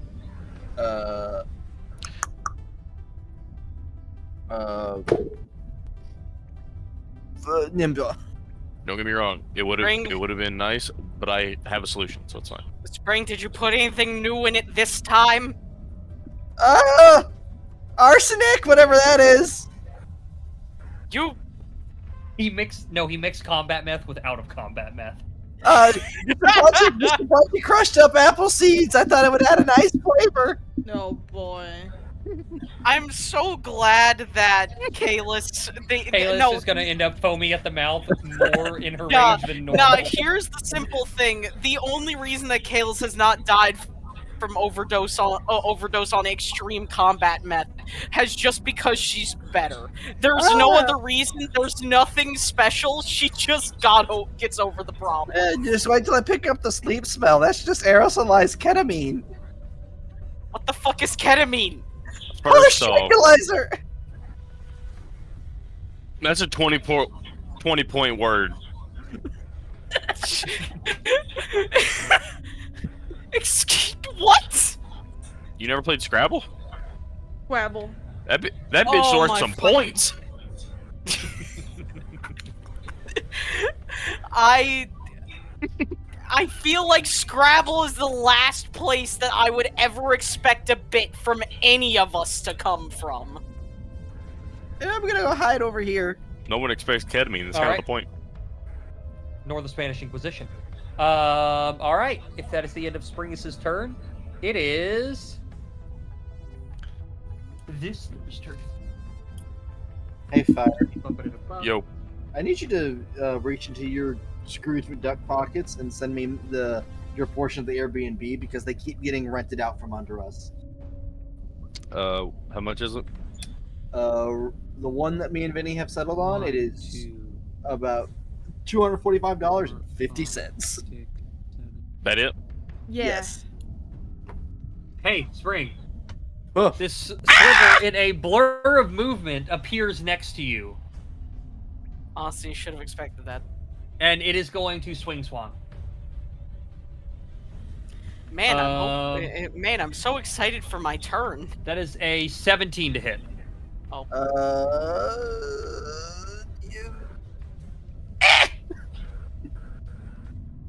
All right. Man, you know what's really funny? That is a 17 to hit. I rolled higher. All right. I loved having a turn. All All right, Van. I need you to just lock in with the. That with the con is save. 3 points of piercing damage. Damn, where did my fucking money go? Damn. And 1 point of fire damage. I rolled a 1 on the d6 twice. Roll of 4 damage. Yes. Uh-huh. You still need to make the con Still save, need to though. make a con save, but it's a DC 10. Right? Oh boy, hold on. Can't I just take 10? Isn't that No. a thing? No, one of my restore. That's disadvantage. Where is it? I think we determined the previous time that No, I don't you think have it a works on clockwork cons, amulet. on saves. I don't know if it works on Detective saves. fails, you can spend. Okay, if I fail, I can spend a sorcery point to redo it. What does my clockwork amulet do? I think it was only on ability Clockwork checks, if I amulet. remember right. When you make an attack roll. All right. Ah, So attack roll. if I fail this, I can just spend. I thought the sorcery point was for ability checks. It says D20 roll. I think. Let me double check it. Well, yeah. actually, hey, who are you giving the advantage to from Silvery Barbs? Me. Well, there you go. You know what? You know what? It's me, myself, and I. All right. All right, and it's just a con check, right? Or con Yep, save. save. Okay. You're fine. However, it's going to use its bonus action to swing again. That is a bit lower. That is a 10 to hit. He doesn't hit. As it completely misses, and there's a Listen, burst of Spring necrotic at energy. least is not Pem. Spring has defenses. Kayleigh! That will finish that sliver's turn. It is Infernum's turn. All right. Guy, Well, when I'm we go to currently end up combat, I'm going to screenshot what my screen looks like. I want you to know. Mhm. Go ahead, Angel. No, what I'm about to say isn't that important. Go ahead. I'm going to do my entire turn, so go ahead before I do my entire turn. Oh, no. Van's like reached your screen through duck pockets, so I opened the app because I haven't checked it in a couple weeks. And I'm like, man, what's this big ass pending charge? Yeah, it's PayPal holding money, make sure the payment goes through. As the payment has already went through, the bastards. They're holding double what they need to hold for shits and fucking giggles. Thanks, PayPal. Well, Eve, I'm gonna hit the funny button. I was like, man, that number should be a lot fucking higher. Ow. That. What's just the funny button? Which funny button are we talking about? Form. I'm not in form yet. Okay. So I have 7 temp HP, considering I don't think that. At least I wasn't told that the. Not today. The temp HP Not buff. today. Yep. I was not told that it was up, so I didn't. Which is why I did not have it on. That was the day before. All right. It's fine. I still have 7 temp HP, and I am violent now. Excuse me, Fido. Fido says you're unexcused. No. All right. It's time that I show It's time that I show these guys what they get for stealing my flow. Oh shit! Wait a minute.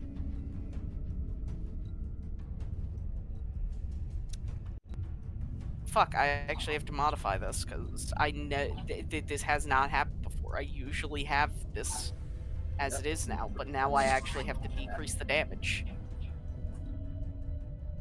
because I haven't been able to bonus action it.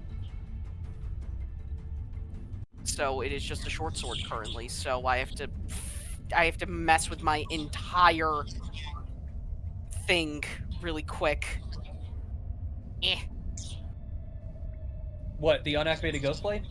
Yeah. Because I usually plan for never having it unactivated, but this is a situation where I did not have the chance to not have it activated. So I'm having to make quickly an entire new thing over here. I apologize. It just functions as a +1 short sword, or is it just a normal short sword? There's a lot of things. What? No, I mean unactivated. Here's the thing, is I still have to make an entire new thing because of stuff like Flame's Ring and buffs. Yeah.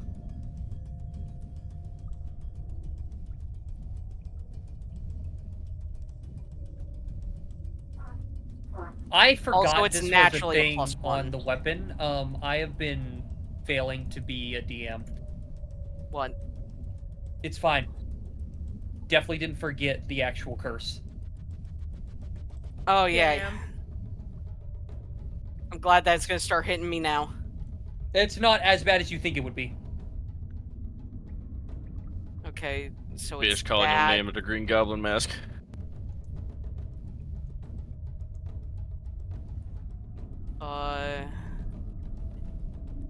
Okay, so it doesn't have that, but it does have this from Flynn's there.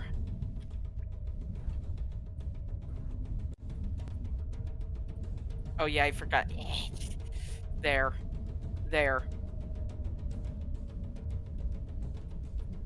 Damn. You have advantage. Come on, do it. Yeah, Damn. 28 hits.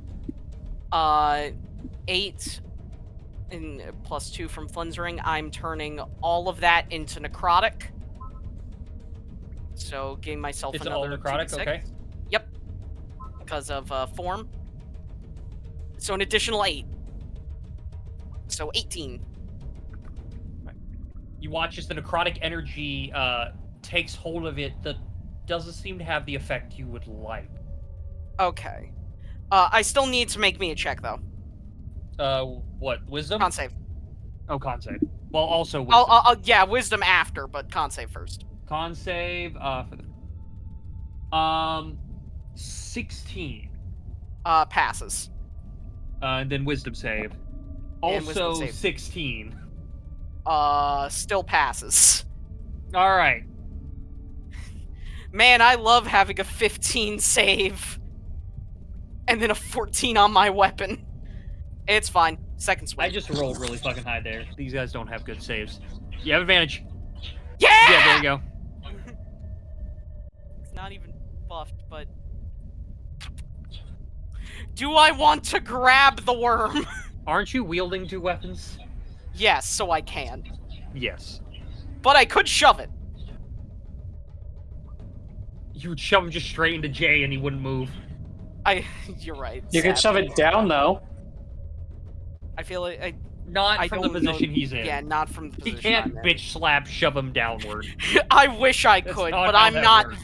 I'm not that better. Not yet, at least. It's fine. Extra damage, I'll take it anyway, so. And Eve, you see this really funny thing, con save. Oh, hold on a second. That's 18 piercing damage and a con save. That is an 11. It fails, it is frostbite. All right. I will use this as the creature's frostbite. Okay. That bitch is cold. Indeed, it is cold. Luckily, I am very happy that the Ghost Blade, I can still do that even out of it being in its proper form. So. Alright. Alright. Is that the end of your turn? That is all that I can do. I've used action, bonus action, all of it. Alright. Wait! A noddle. What? I forgot I'm hasted. You are hasted. I get one more swing. Yes, you do. I'm currently infused with combat methamphetamines. Advantage. You have advantage. 19 hits. Stab. Alright. As you carve parts of this sliver's form out, you see some of the pieces of it kind of slide off like a non-Newtonian fluid. I mean, hey, if this thing's still alive when it gets back to its turn, it's gonna not be happy. It's alive. Anodal, it is thine turn. 5, 10, 15.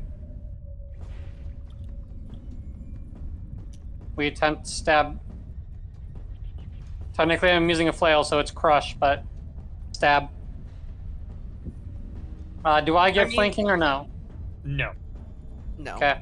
No one's right across from you. It is too small of a creature for that angle to be flanking. 13 just misses. Okay, well, we're past level 5, so yeah. 12 misses. Cool. I've only used 15 movement, so we're going to do 5, 10, 15. It will use its reaction to make an attack of opportunity against you. That's fine. That is... I'm pretty confident that's not going to hit. That's a 17 to hit. No. Alright, it... Does this have... against the side of your armor. Yeah, this is only when it actively hits me with an attack. Correct. Okay. Right. That's fine. I'm putting myself in hopefully the way so I can at least use a reaction, or that they'll attempt to hit me with, you know, a decently high score. I don't think I've got a bonus action I can cast.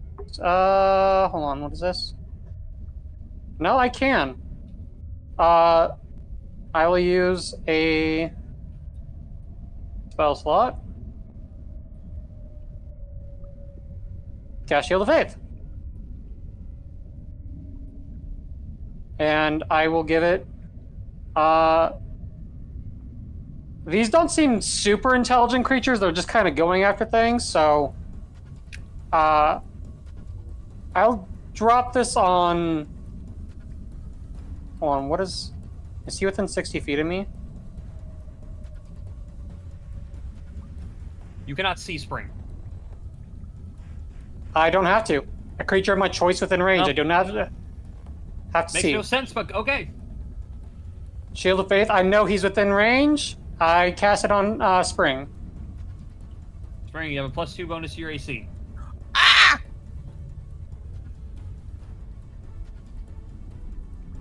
And that's my turn. Alrighty. We've got these two slivers up here.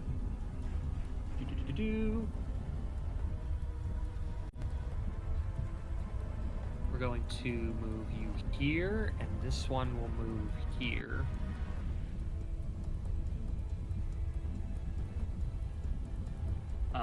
And we will start with this one making attacks against Infernum with the... Let's see, where's you at? This one actually doesn't get this, but it's fine. It is going to make an attack against you. I'm pretty sure that misses. What's the to hit? 10 to hit. Yeah. It will use its bonus action to make another attack. Mm-hmm. That is quite a bit higher. That is a 22 to hit. Yes, even with the haste, I'm only having an AC of 18. Alrighty. You will take 6 points of piercing damage.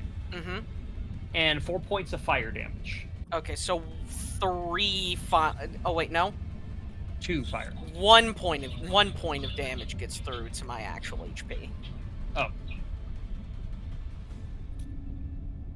And then the other sliver, the larger one, will make an attack. Its attacks against the Noddle. Oh, I completely forgot this was an option the entire time. Well, not the entire time, but for this set. This sliver, completely enraged, seems to throw all sense of defense to the window. Actually, it doesn't even need to. Never mind. It's just going to make its 2 attacks at advantage because of pack tactics, and miss with a natural 1 and a natural 5. And then it'll use a bonus action. Maybe to make it needed attack. that. Maybe it needed to go to enrage. That +1 wouldn't have done anything. I know, but it'd be funny. That is a very fucking high roll. Austin, that's a 27 to hit. That will hit. You I take think that hits. 10 points of piercing damage and 5 points of necrotic damage. Okay, so I have resistance to necrotic. So that would be what, 2 points? 2. So 12 points total. Okay. I will have a reaction. as the one that hit me, it's going to take. Do I have to actually make an attack for this, or does it just take it? It just takes it. Takes it. It's going to be a total of 3d8, and it's of one of the resistance types I chose. So I'm going to do 3d8. Let's start with fire damage to it.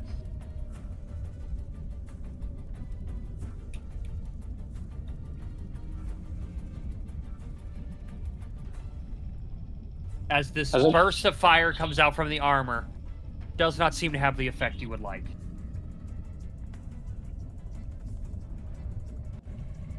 I would like to just call out fire resistance.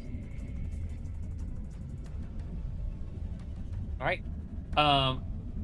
That is the end of those two slivers' turns. Jay, it is your turn.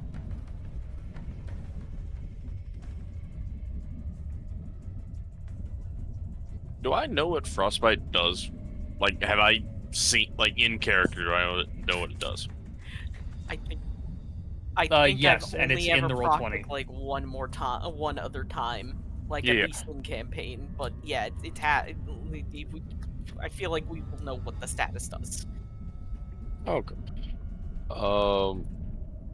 You see that one? It has been fucked royally. Which one? Yeah. You look at that one. That one is glowing a very familiar kind of cold white energy. I'm assuming 13 didn't do jack shit. Hold on. 13 just hits. Oh. Fucking Christ. Oh. I guess that one's a little bit not that defensive. How's it looking after considering it has 24? a 1 in its dex score, it's still up. Considering it has a 1 in its dex, yeah.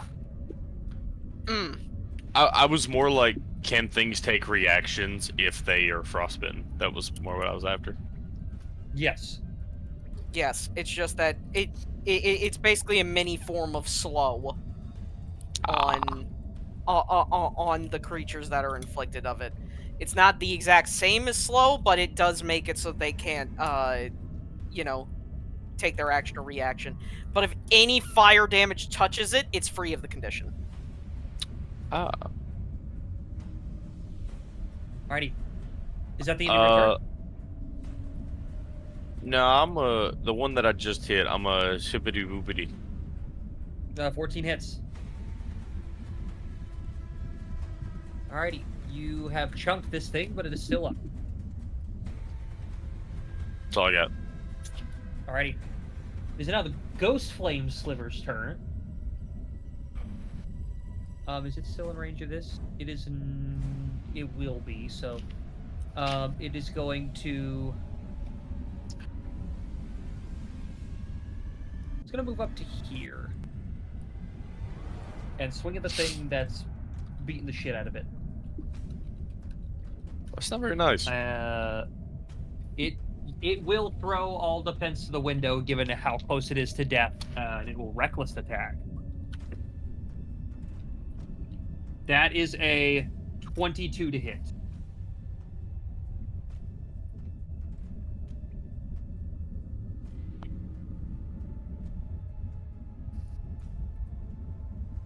Sorry. I silver barbs. Oh.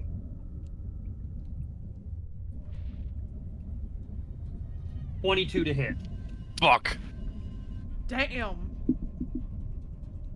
I mean, I was getting hit with gross. All right. He hit him with the I ain't gonna sugarcoat it tiger drop input. So that's and 7 failed. points of piercing damage and 2 points of fire damage.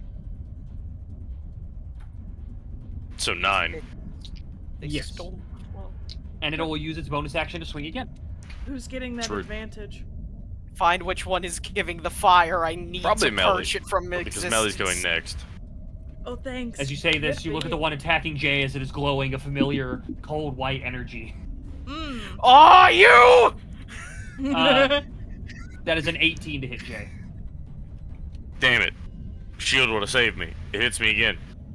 My flow has been That stolen. is 3 points of piercing damage. My rage and has been 3 triggered. points of necrotic damage. So 6. So, don't mind me as I pull up a calculator so I don't fuck this up. Just go on your character sheet and do -6. Or not your character sheet, on the bubble on your token. I forget you can do that. That is going to end that Sliver's turn. It is going to be the Brood Sliver's turn. I'm not saying I'm getting my ass beat, but like... Hold on, I do have to move this increments at a time to see if he gets in range of something. 5, 10, 15... I'm not going to say it's beating my ass, but it's definitely not beating my 30. ass. Is it in range of this?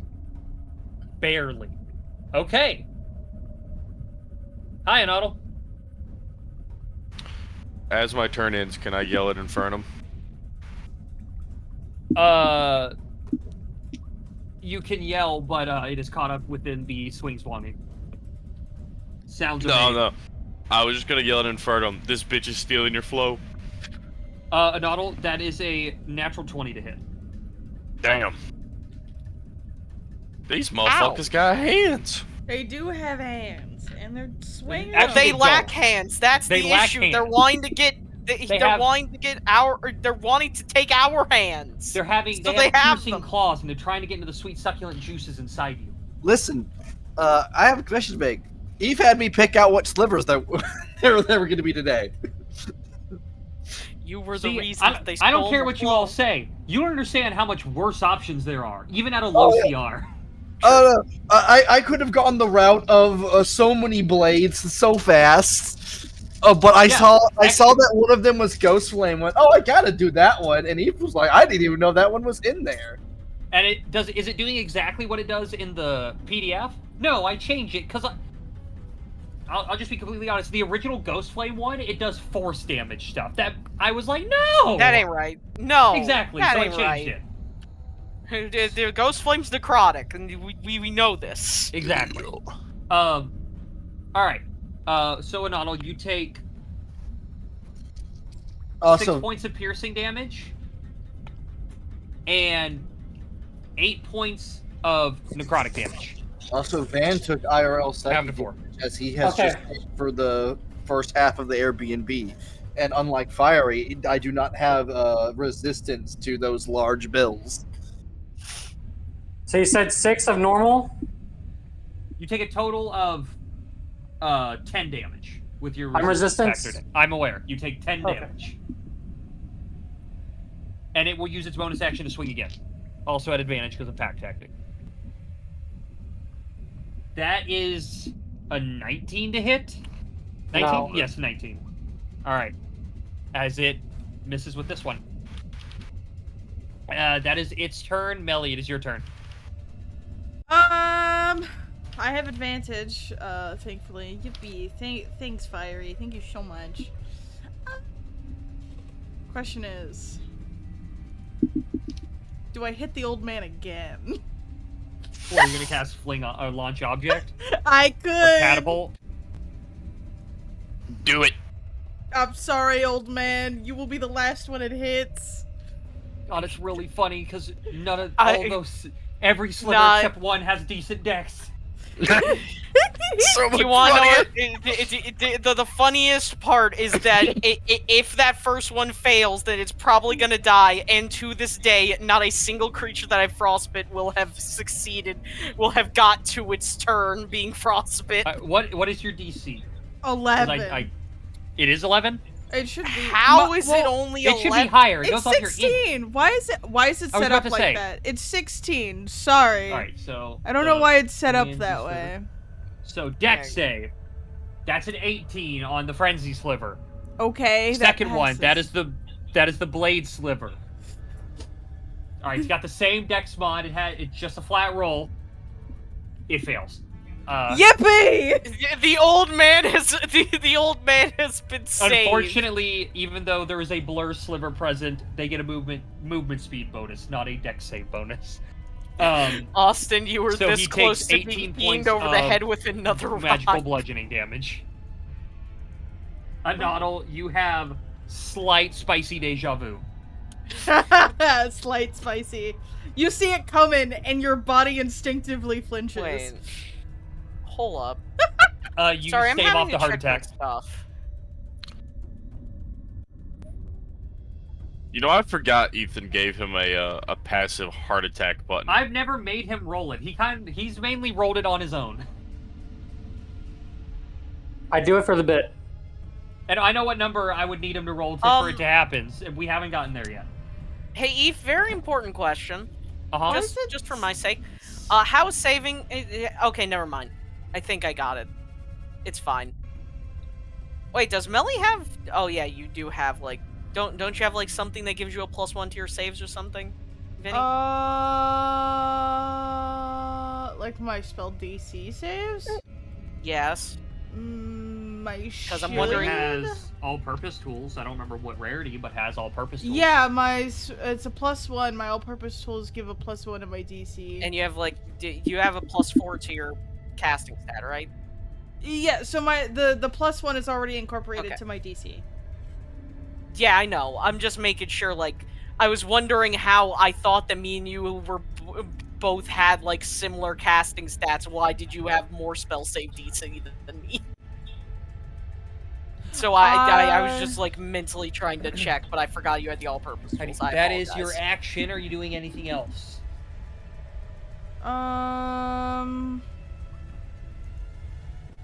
Me? Let me check. I don't think I have any bonus action. I think I gave Van more So it's psychic damage. Fido's turn. It's an action to use the bell, correct? Correct. Okay, just making sure. And no, Fido cannot use it. I wasn't gonna have him use the bell. I just wanted to make sure. That is an option I did not think of. Well, Fido is gonna. Well, Fido's gonna over here. No, I'm on the measuring tool. Fido's gonna walk over here. He's gonna cast Warding Bond on me. I'll throw it out anyway, but I don't think I need to. So it's 5, 10, 15, 20, 25, 30, and then he'll move again next turn. I assume that's Fido's turn done. I assume I can't climb on top of these. No, these are taller, large, of those mushrooms. Okay, Slurp the mushroom. I'm gonna go back here, and that's the end of my turn. All right, slurp the mushroom, Vinny. Slurp it. Nom nom nom nom. Kalis, it is thine turn. AKA Van. Van. For the second. I told you I dealt IRL psychic damage to him twice. He's muted. He's taking a minute. I forgot I was muted. I don't know what you're referring to, Fiery. Eve, is this difficult? You got. What? Is this difficult terrain I'm moving through? Or no? Okay, I'd say that space right there. That's just overcropping of the mushroom. Okay. You're not actually going into the thick of it. The mushroom meat of it. Into the thick of it? KSI's hit song, thick of it? Don't utter that fucking shit. If you do so again, presence. You will start taking psychic damage. Alright. Man, all the slivers suddenly have advantage on all attacks for no reason. And an extra D6 damage. Should I know anything special about Kalis? Is it just regular barbarian time? Yep. Alright, so advantage +1 because of flanking and reckless. Okay. Are you gonna rage? Oh, of course, yes. Kalis will rage. She must protect the raccoon. Alright, so where's with this attack? She normally does two-handed, right? Yes. Alright, what is her sheet set to? Advantage. So first attack is a 20. Or 21 total. That will hit. So 10 points of damage. And then second attack. I will tell you, if you care, she has a feature where she can expend a single hit dice to deal 2d8 fire damage. They do have resistance.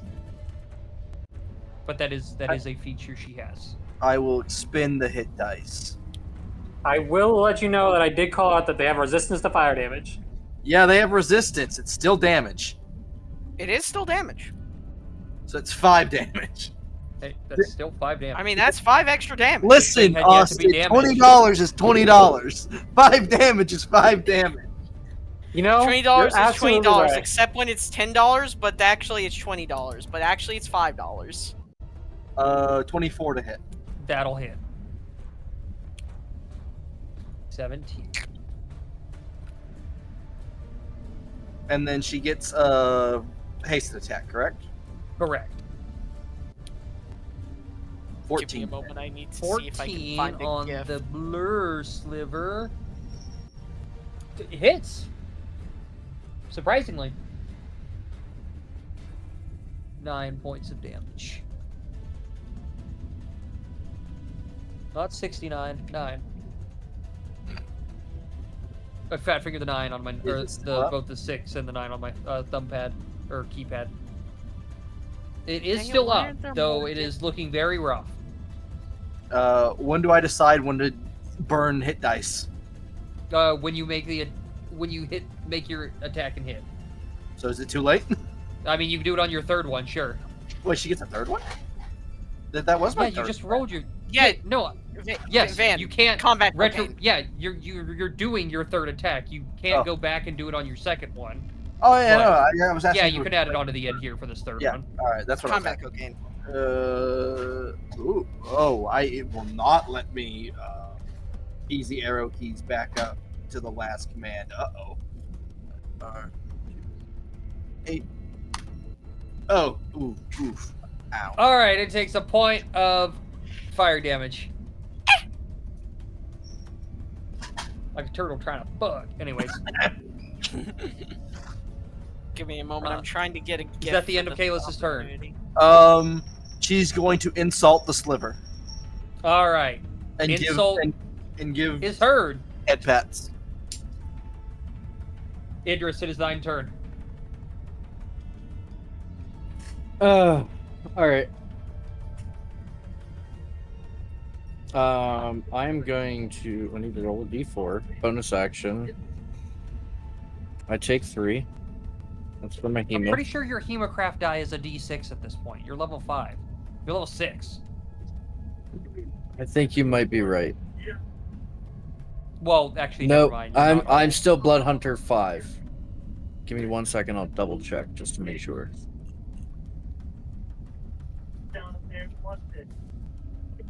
Maybe. Can we please show me the shit? There we go. 5th is yes, first D6. Okay, I have an image. Okay, still 3. 1, 2. So I am doing my Radiant Crimson Right. Alright. So it's still gonna be the same number, but it's gonna be radiant damage instead of fire. And I'm going to do 4 attacks with an action. Oh fuck! I guess I gotta move first. Hold You on. kind of gotta get in range of something. Sorry, I'm really fucking tired. Do a DM.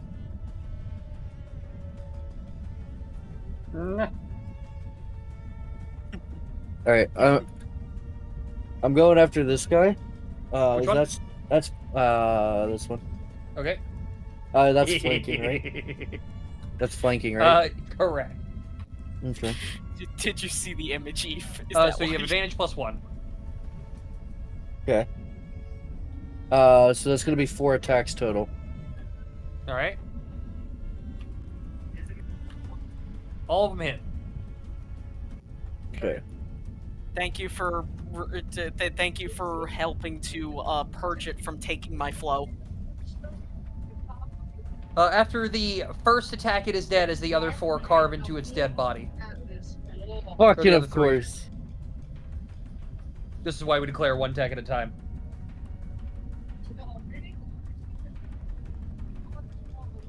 That is It had 12 everything hit for me. points left. Math. That's Uh, fucking hilarious. But you watch as the kind of familiar white glow on all the other slivers dims away as that one's body hits the ground and goops into the earth. How are we hit? Back into initiative count 20. It is the Frenzy Sliver's turn.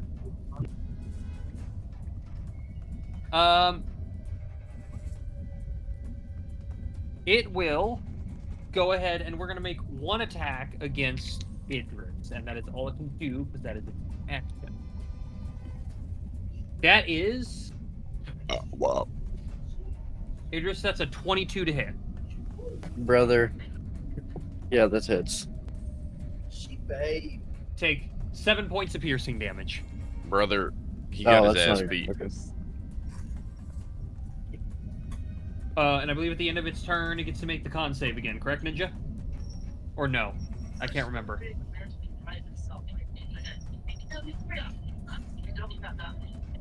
Ninja's mooted, so Ninja may not be present or capable to answer. I'm here. What do I need to? Well, what am I being asked? Frostbite. Okay, I can repeat the saving throws at the end of a turn and then get an effect on a success. It fails anyway, so it's fine. It is still frostbitten. Springus, it is thine turn. With those goddamn thick thighs on your Discord image. Thick thighs, we say. Hold on.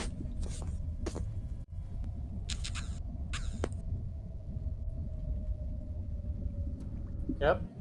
That's thick thighs. Did the creature that was frostbitten at least like try something? It got to do just the one attack. Ah, it missed.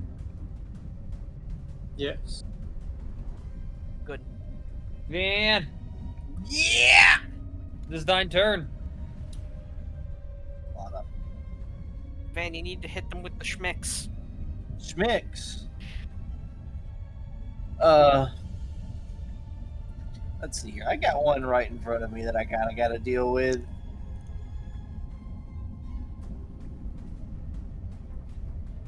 Man, there's something really funny I could do, but I need a noddle to not be where a noddle is. And this is the speedy one, so it's probably got good deck saves. So that limits. I mean, hey, they no longer have my flow. Waverly's not here. What about Wave? We'll tell you when What'd you're you older. say? I just said something to Van. That's what I said. We'll tell you when you're older. Sorry, I'm now older. Will you tell me? No, I'm now older. No, I have a spell prepared called Speak with Dead. You gotta be real old. Damn. I mean, I've almost died several times. Almost I once only had a counts in rock- horseshoes and hand grenades. And apparently catapulted rocks into my fucking chest. God, Vortex Warp is almost so cool, except it specifies it has to be on a surface. Yes, you cannot just teleport something into a random spot in the air. Well, why With not? a low-level Blame me spell. for are you blaming me for wanting to? With that low level of a spell, yes.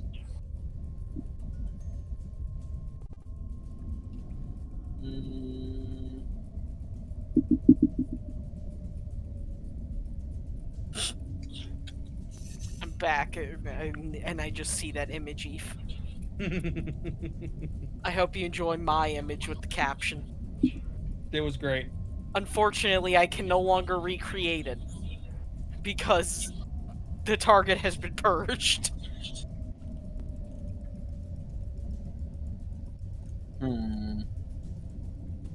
What you doing, Spring? I will have it just in case I kill another sliver.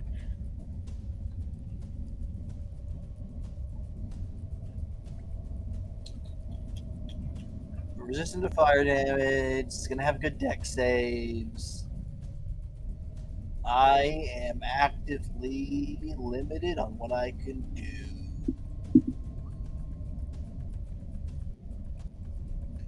Frontal Lance doesn't actually deal damage, I don't think. It just slows it. Even though that would be funny to slow the super fast one, but.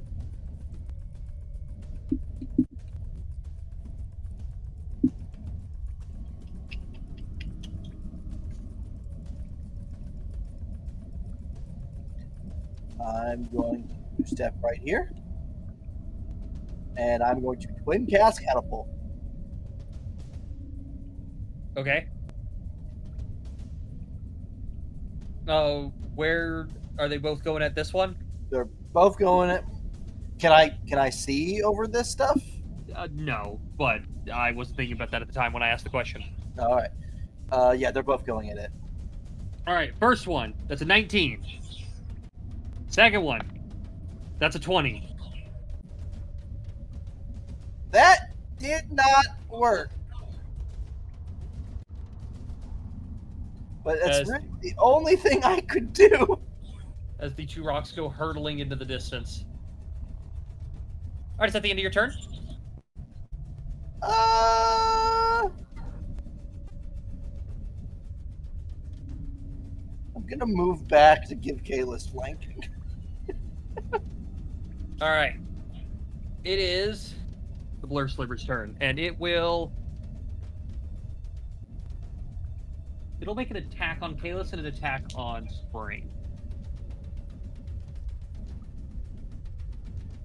Blur Sliver. That is a 22 to hit Kalis.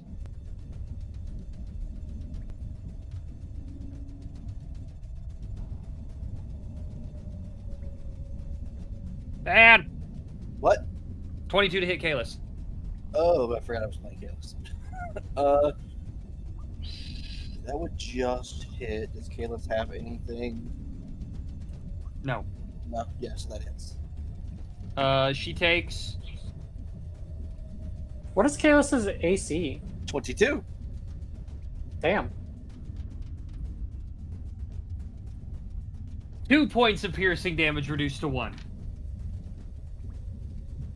And it is going to make an attack against Spring with his bonus action. Oh no! Low roll.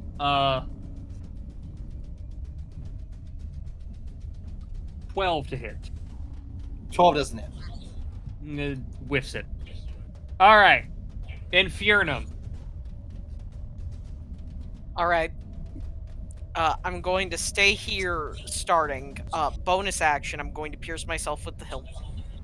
All right. 2 damage. I can take that. I thought you already did that. No, I went into my form. Oh, okay.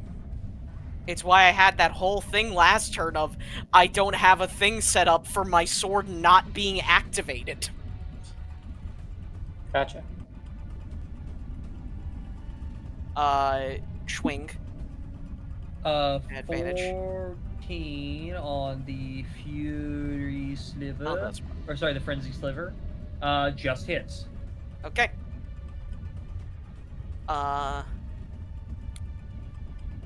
Do I?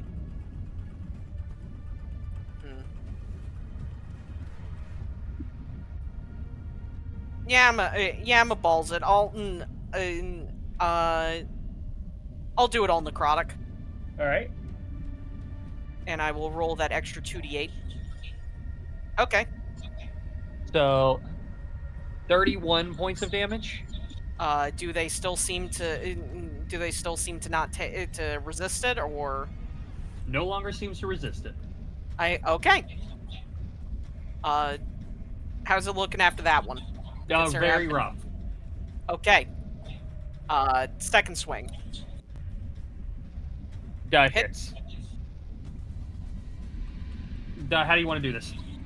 Well, Eve, I have an image to put in chat to explain exactly what happens to the sliver. As I will drop my side arm, and here you guys go. Give it a second, and it's in general. You're just gonna squeeze him? As you I'm as hitting you it grab with the this, rat shaker.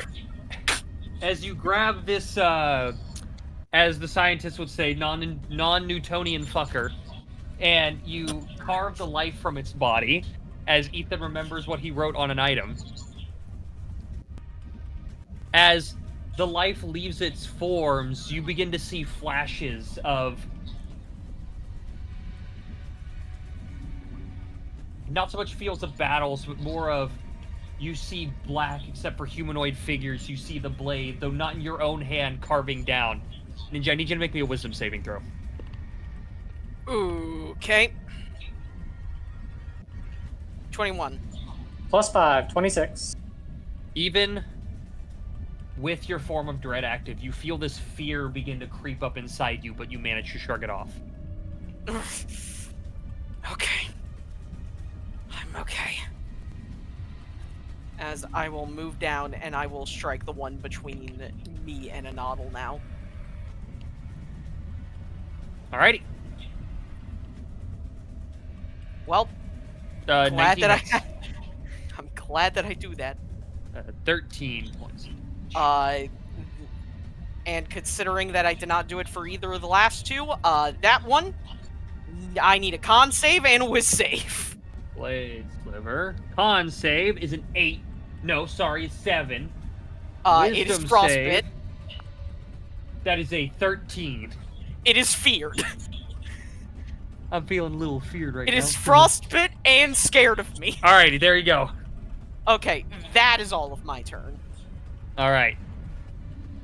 A noddle. Just as a clarification, frostbitten, can they take reactions? Yes.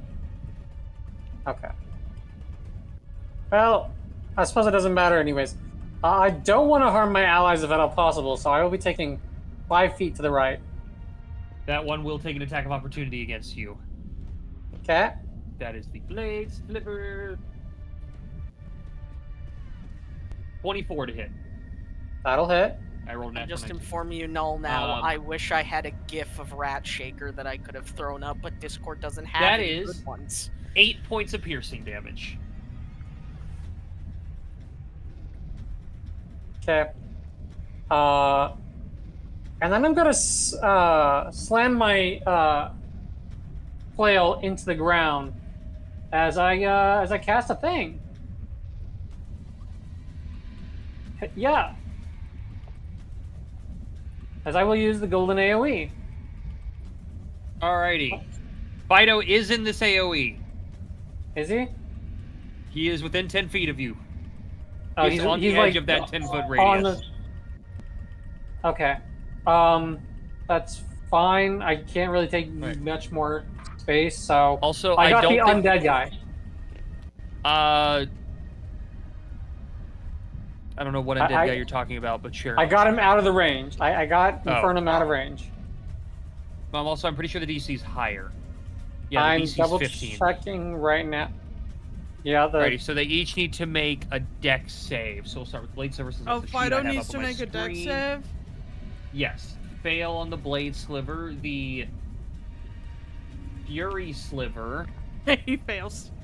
Passes. And the Brood Sliver...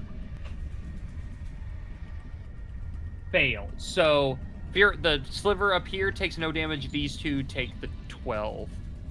Okay, it's not just 12. Because on hit, I've got the charm. All radiant damage I do is increased by, I think it's a D10. I have it. Yep, 1d10. And those are radiant damages, so dash R 1d10. Take an extra 16. 4. Fido, you take 16 points of radiant damage. He just takes 16 damage? Oh, yeah. Yeah, he's fine. He took his damage, don't he? And, the one in between you and Infernum is not looking too good. Unfortunately, I don't think I've got a bonus action spell that does damage I can do. Is this action? That's in fact action. Also action. Cool. really don't have anything bonus action I can do, so I guess I just do I need to move anymore? I want to give my friends back the help, so I will slide back left so that they're getting the +5 from me. All right. Oh, hold on. What if I'd roll 5? Oh, 5. No, you would have had to roll 10. Okay, never mind. All right. It is the Fury Sliver's turn. It doesn't need to move to hit anyone, so it's just gonna swing at you. Where is my Fury Sliver sheet? The amount of fucking Chrome tabs Chrome windows I have open. The Fury Sliver is the one that is frostbit right now, right? No, that's the Blade Sliver. Which That's technically Blade. it is its turn also, but we're doing the Fury Sliver first. Yeah. I rolled a natural 17, so 25 to hit. Jesus, what is its plus to hit? 8. Yeah? 9, I'm sorry, it's a 26 to hit. Oh wow, me and it have the same plus. This is It'll a bigger hit. sliver. That was actually max damage. That is 13 points of piercing damage. Okay, I will be using the reaction to do 12 cold damage to it. Alright, it takes 12 points of cold damage. You said it did how much to me? 13. Okay. However, given the death of the Frenzy Sliver, it cannot use its bonus action to make another attack. So that ends its turn. And moving to the Blade Sliver, it only has one creature it can swing at with Pack Tactics, so it's going to swing at a Noddle.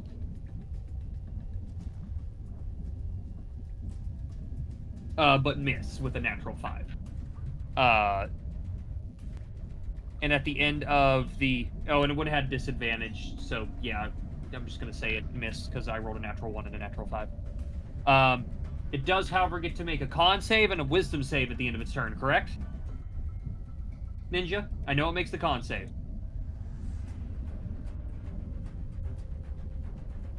I'll roll my con save. It fails the con save. Nimba! I heard you. Does it get to make the wisdom save to break frightened, or no? Let me check. I rolled for frostbite and it failed with a natural 6. Form of Dread.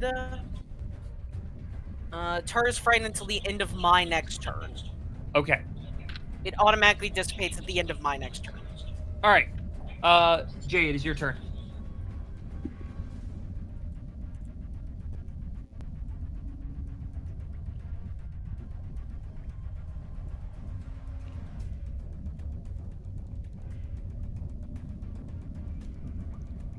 Fiery. I was muted. Whoops. Can I see this one? Yes. At least I assume so. There's so many fucking radiuses on my screen right now, that is it's very hard to see the map in that area. Does a 25 hit it? A 25 hits it. Does it die to 15 damage? No, it is still doing really well. This is a much bulkier and beefier sliver. What about this one? How's it look? It's doing alright. It hasn't been touched all too much. I'm gonna give that one a cantrip. This is 15 hit. On a brood sliver. Does hit. 8. No, wait, hold on. I reroll a d10. Elemental adept. 17. It is still up. Okay, well, that's my turn. Never mind. You don't reroll 1s or 2s, so that was 9 damage, not 18 damage.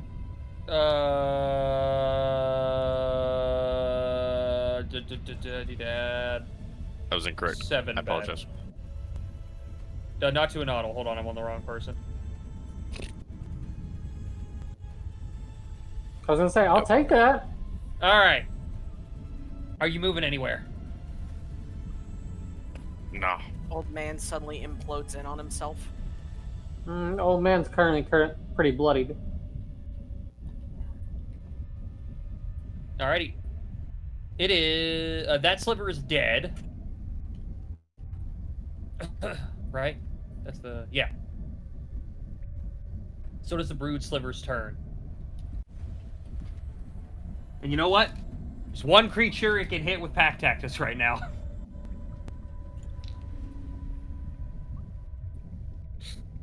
Austin, this is death by 1,000 paper cuts. They aren't paper cuts either, though. Anytime you've hit me, you've been doing pretty decent damage. I missed those, and that's the end of its turn. Melly, it is your turn. Oh God, so much has happened.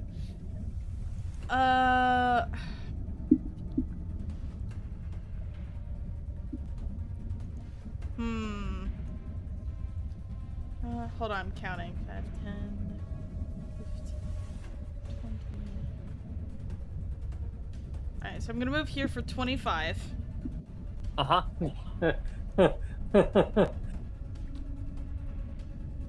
No, you see what you should do is you should stand right here and do I'm not launching an object if that's what you're doing. I'm not doing launch object if that's what you're doing. Because but if I do that, the first one that would get hit. That would be the first time that he'd actively have me roll the D100.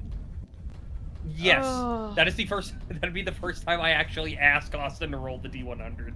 No, I want to be here.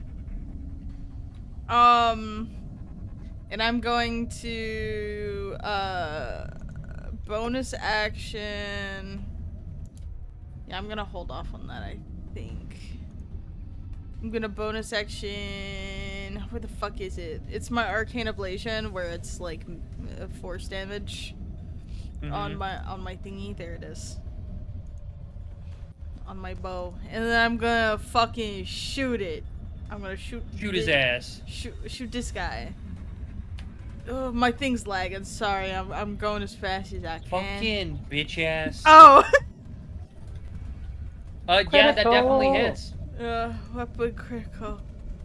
They have no weapons. Yeah, that's Listen, fine. it doesn't say take away a weapon. It says disarm it. You cannot take off its arm. At least normally you wouldn't, except you do shoot off its arm as it's dead. Awesome. You dealt 7 damage, yet it's 6 hit points. That +1. Well, I still would have killed it with the 6. It's funnier that you have the 1. That is true. I think that's Melly's turn, Fido's turn.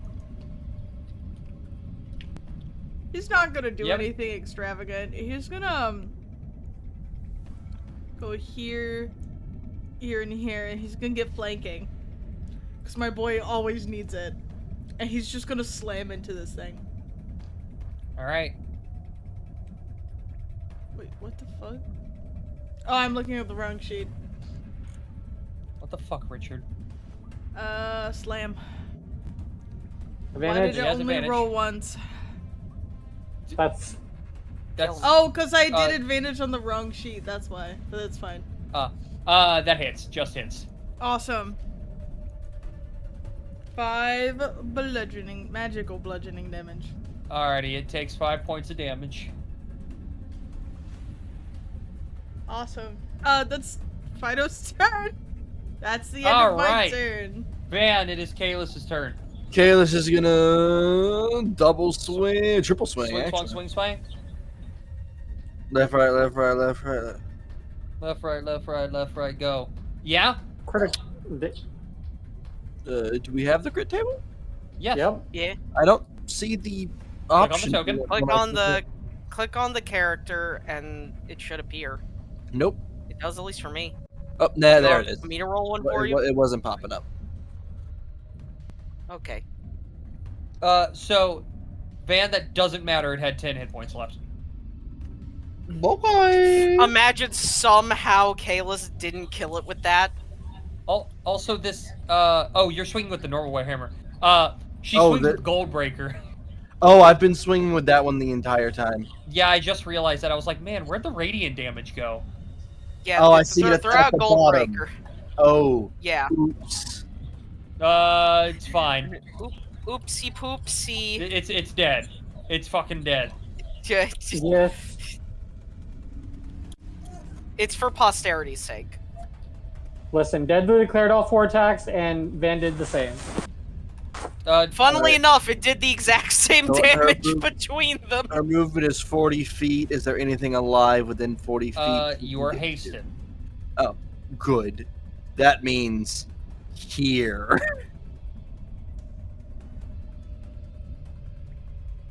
Oh, not Spring and her. Just you. Alright, 2 more attacks. At advantage, +1. Eve, do you want me to roll initiative, or you just want me to run up after the fight since it's already almost You're gonna appear after the fight. Sounds good. Galapa was on a mission testing points of damage. Alright. Testing Jay's theories that these mushrooms taste like candy. Fury, Sliver, 15 I was just using hits. cleric powers on a cat in real life. I still do hope the cat is better. The cat feels better. When was this one resistant to fire damage? Or were they all resistant to fire damage? From what you saw, at least while that white glow was around, they were resistant. You don't know if that had anything to do with it. Alright, let's find out. My flow. Rush R 2d8. 14 fire. It takes 14 points of fire damage. Alright, that's Kalis' turn. Alright. Idris. Alrighty. Yep. I'm gonna move over to this one. I'm just gonna I'm gonna swing. If I can find my damn thing. Swing. That hits. Okay. Oof. And then I have one more swing on that. 12 points.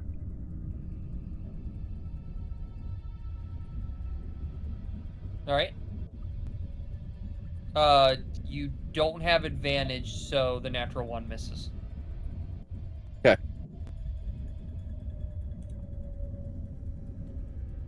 Any bonus action? Give me one quick second. No. Alright. It is, the Fury Sliver is dead, so it is Spring's turn. Or sorry, the Fury Sliver.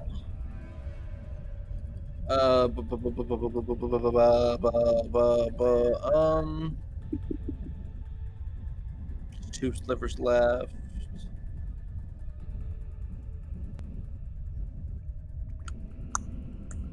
I have that many slots of that left.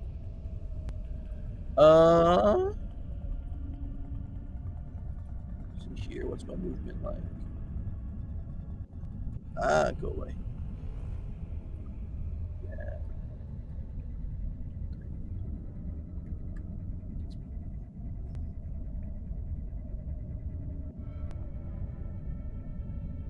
Hmm.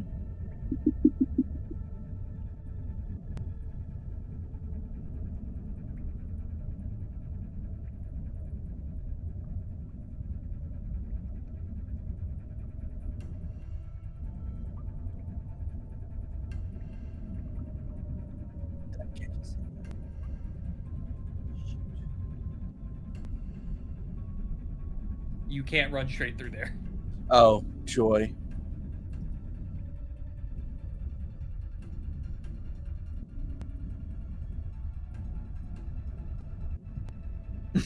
I would have. I would. Please. God, Austin, why you gotta be right there? I know the robot can take it. Is it gonna, Listen. what's about to happen? We're going Are to you gonna start do it? having to have a jar where if you chuck a rock in the direction of the old man, you have to put a singular silver in it. No, it's a gold. Just one gold. Now make it a platinum. That way, Listen. that way, Proper that funerals way can be it's expensive. You can go ahead and do it. This is how I die. This is how I die. It's fine. Are you? Listen. It's the old man. He'll be fine. You get an extra +5 bonus to your deck save, don't you? Yeah, I got currently a plus. I've got a 5 to my deck save, so it's fine. Yeah, I'm gonna twin cast catapult, and I'm gonna set them both on the same line, i.e. All right. So, first roll. Why is it different? Hold on. Oh, did I end up one spot over than I meant to be? There we go. First one, Fury Sliver fails. Second right. one, Fury Sliver passes with a natural 18. Oh no. The Nod will make a deck save. Passes. Yeah. I'm gonna use He's my learning. GM inspiration, make it a natural. No, I'm kidding. He did it. The learned. Brood Sliver. What's your DC? My DC is 17. Fails. Okay, so the A Noddle Fury Sliver adapted. takes He 20. realized the rock was coming. The Brood Sliver takes 6.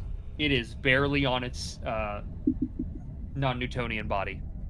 Eve, Yeah, Noddle, stop being in the way! we just made this joke. Is this the first time you call for it? No. If it had hit you, yes. Okay. Is that the end of your turn? Yes. Alrighty. That sliver is dead. Infernum. Which one? Oh. Coral. What art thou doing? Good. That is a wonderful question, Batman. War crimes. Exactly. War crimes. I'm built on crimes. war crimes. Anyway. War crimes. War crimes. War Time for, crimes. War crimes. Do you want to know what's fun? For once, my bonus action is open. First swing. At advantage because flanking. It hits. We'll turn It's all of it dead. to necrotic. Okay, it's purged. And once again, as the life leaves its body, I need you to make me a wisdom saving throw. Oh, this is okay. You manage to shake 27. it off.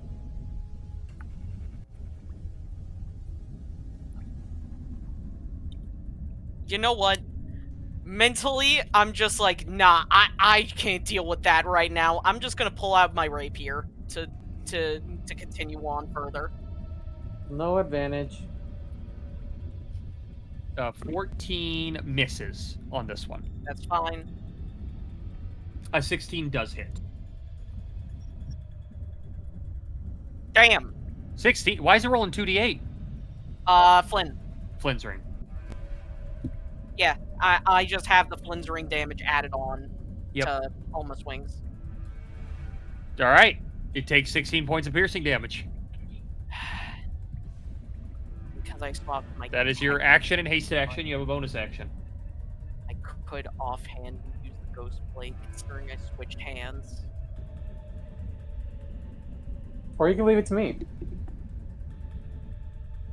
trying to think. But Ninja, where's the fun in that? That's true. You know Power what? of the blade Sure, is calling, Ninja. No, Though it is a bit frightening. I refuse. But I Ninja, am a what good- futures does this blade hold for you as its power calls? I am a good boy. For whom the ghost flame tolls, and it tolls for thee.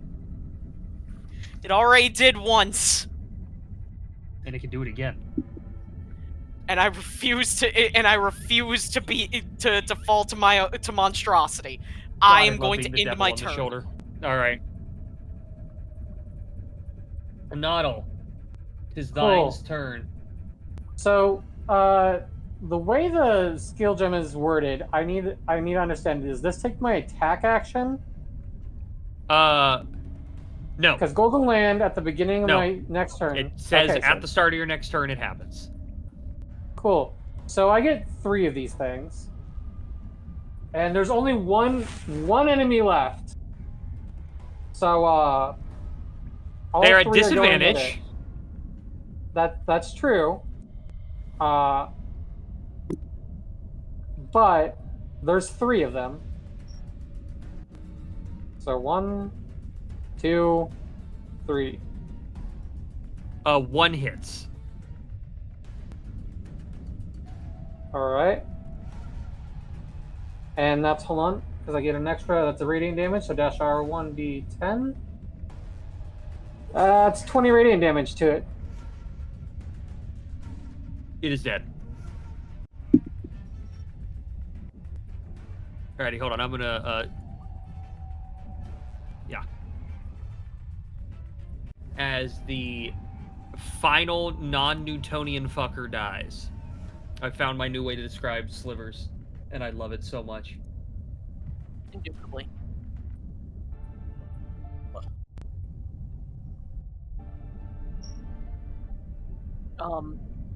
Considering that soon the haste would just drop, and Firm is just going to fall to a knee with the sword and just look up at Anodal.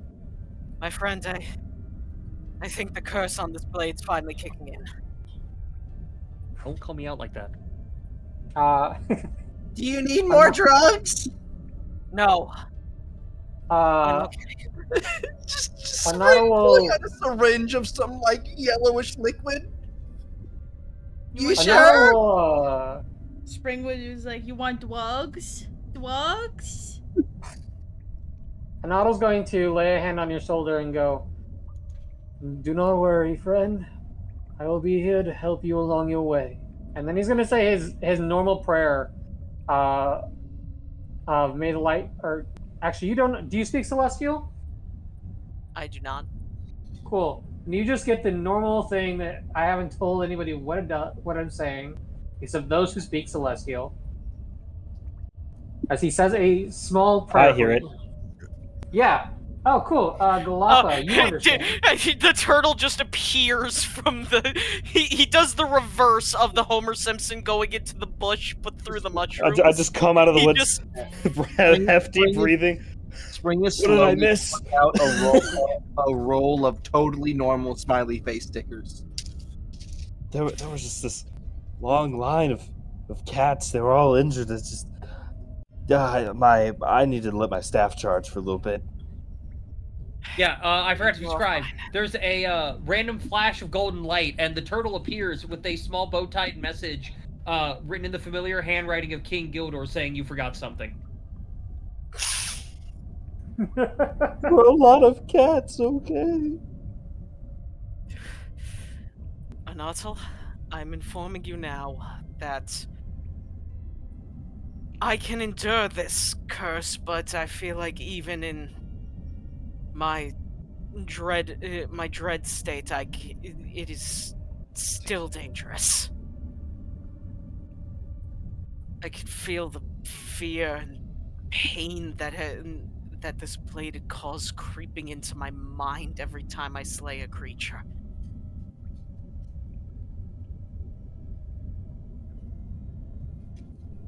I will endure, but it is going to be difficult. Anodal will nod and slowly and go, "The gods give us tests for our sanity, to earn their favor, to even just to make sure we are strong enough. I believe this is one for you, and I will do all in my power to help you. You are a strong man, and I believe you will do many a great thing." Thank you, Anatal. I unfortunately have to say that I do not believe that all of that is true, but I will at least attempt to endure. Though I know that this is no test from the gods, this is a test from the blade for my sanity. A test to see if I am like its previous owner. He just shakes his head Take slowly. it farther down. You don't understand. Everything is bent to the god's will. Your finding this was no mistake. Even if you believe it's just the blade's desires. The blade was crafted, forged, for some reason. Maybe it was on the whim, but the gods have eyes and influence everywhere. The blade, you believe, comes from your ghost flame matron, Eminence, yes? If that's the case, Indeed. then may all it is that Eminence wishes you to endure these trials.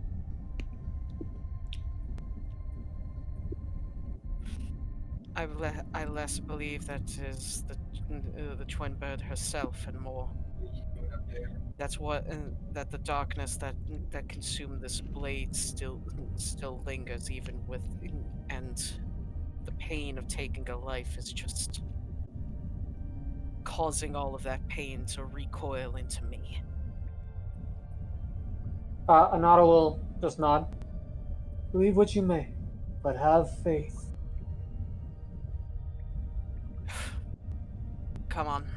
There's no point in standing around if we can keep going.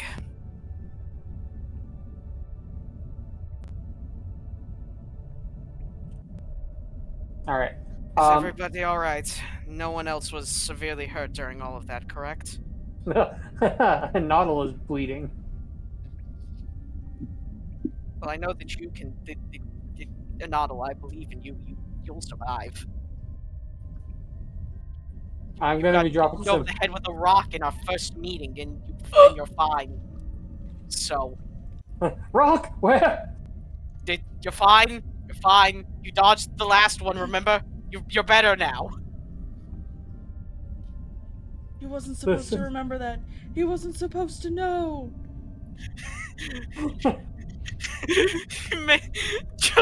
He wasn't supposed to know that he instinctively dodged the second rock. Alright, so that'll heal me 6, and then I can do times 5. So another 30. So I'm gonna give myself 36 HP back. Alright.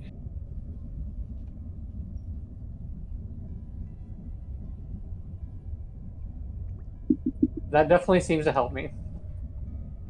Indeed.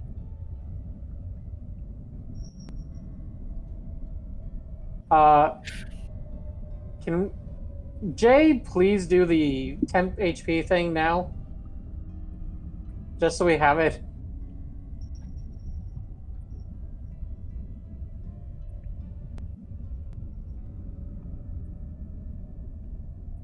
I think he is still processing the slivers. Amazing. Oh, and Eve, are the slivers' bodies still here? No. Aw. I was kind of hoping that I could just, like, throw the non-Newtonian fluid in Galapagos' face. So that was a sliver. They goop into the ground. Oh, not goop. Oh, they gooping. I don't like gooping. I hate that they do that. I don't want to be Did they do that before? I think they did that before. Why do they do that? I still hate this. I hate this dealing with them. Why do we have to deal with them again? Perhaps we'll find out if we continue on our journey. I mean, sometimes I think they gooping. Jay, would you do us a favor and use your skill gem? I can. I mean, mine is the one that heals everyone, like for real hit points. I can do mine. Yes, but in case We can do both. Another swarm appears Okay. on us. It is... Spring takes out his skill gem and shakes it like a glow stick. Cool. Now we're all full health with temp HP. How much temp HP? 15. 15. Alright. Oh, hi, Melly. Hi.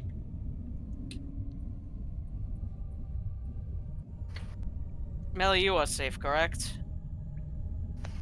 No, it was mostly just us at the front that took more damage. Yeah, I didn't take any damage. Fido took a little bit. He's covered in some dents. And it's Fido. Look at him. He's already stands back up. He's fine. Spring is digging through his backpack, and he pulls out a piece of metal and a piece of black rock, and he goes, "Huh, flint and steel." No. Man, I'm going to The next kill boss you. fight just got so much temp HP, Chicken jockey. Let's go. and it just got even more. I swear to God, no! You guys, I fucking hate you guys right now. I went to that movie, and I was so annoyed trying to fucking watch it with everybody going off on that. Yeah. Stupidest Damn. thing. Damn, Dog, you were like wasting voice money's critical my and thing. Why didn't the go into the fuck did you void. go to the That's Minecraft movie? unfortunate. I'm just gonna wait till someone reanimates it on YouTube in an actual good style. Yeah. The only good part of that movie was apparently finding out that Jack Black got oddly into the role of being Steve. To the point where he built an entire mansion on the private server that all the actors had. I thought it was funny that one actor fucked a villager.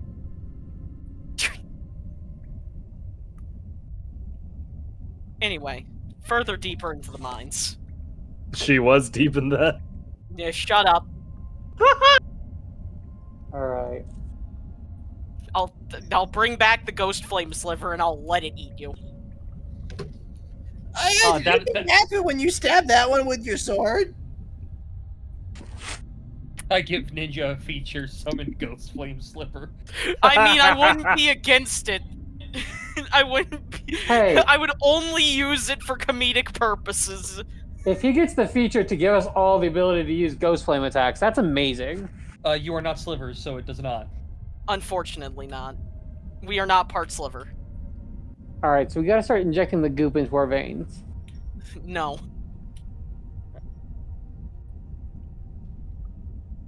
I don't want to that become is part of taken the care sliver of. mind. Does anyone wish to do anything in the aftermath of this non-Newtonian bucking? Well, did we check out all of the bodies and everything out in this camp and all that, or were we kind of just interrupted by the slivers before we could really, like, figure out anything about them? You were relatively interrupted, but if you look, there is gathering equipment. There is not much on any of these. There is no money. Is there any, like, symbol or anything of, like, who they worked for or anything? Money. Do they have dog tags that tell us their names? No, this is not the U.S. military. Okay. I was just hoping that if it was a case of, like, this was like a small expedition team being sent out by a group and we could at least, like, show them, hey, these guys didn't make it. So Cool. they aren't, like, waiting. I'll say again, with the just perceptions that were made in investigation and just passive insight, these were probably people sent to gather materials. Mm-hmm. Well, unfortunate that they got the short end of the stick being out here. I'd like to take some time, if the party will let me, to bury them. I mean, a few of us need a quick breather from all of that anyway, so... It does not feel right just leaving their bodies to rot here. And as we do not know how much further it is until we actually reach their city, at least giving them some proper burial would sit well with the Nautil.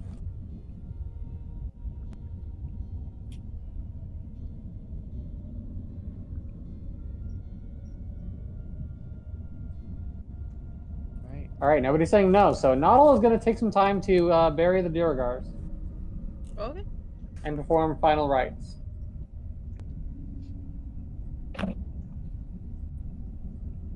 Right, you give these Durgar a proper funeral for what you believe to be one. Yeah, it might not be specifically their thing, and they will be free to, come and unbury them at some point to relocate them. But Noddle feels it's just better to at least give them something for now. That way they aren't just lost among the mines.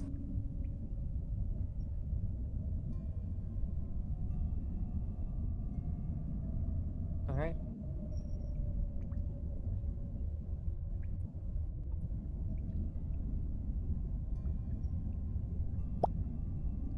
Would anyone else like to do anything before you continue on your path? While Noddle is doing all that, I'm just gonna take a moment to try and decompress from, basically watching the axe that ended up corrupting the sword.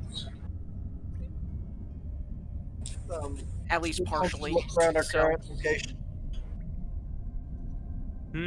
Spring wants to look around our current location and figure out anything.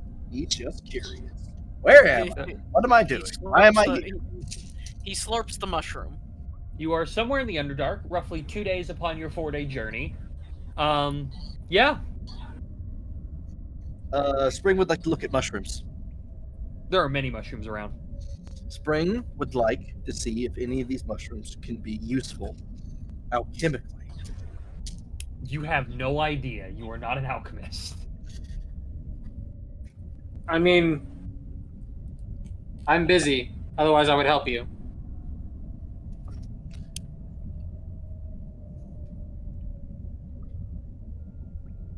Spring will stare at mushrooms then. Do any of the mushrooms seem magical? I mean, there are glowing mushrooms. Spring would like to look for especially glowing mushrooms, and if he finds them, to make an Arcana check. There are many especially glowing mushrooms. Spring would like to make an Arcana check. All right, you make me 3 Arcana checks. Normal, right? Yep. Boo, boo, boo. None of them seem magical. I'm set to get this still. Sprunkus.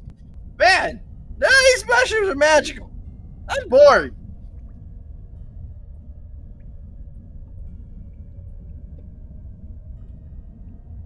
Did you expect them to be?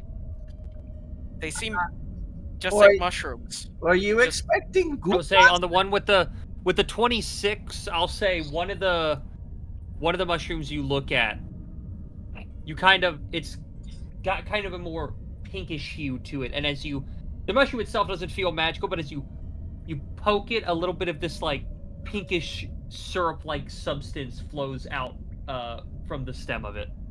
Spring will vial it. You vial it. I'm gonna add mysterious pink ooze to my sheet.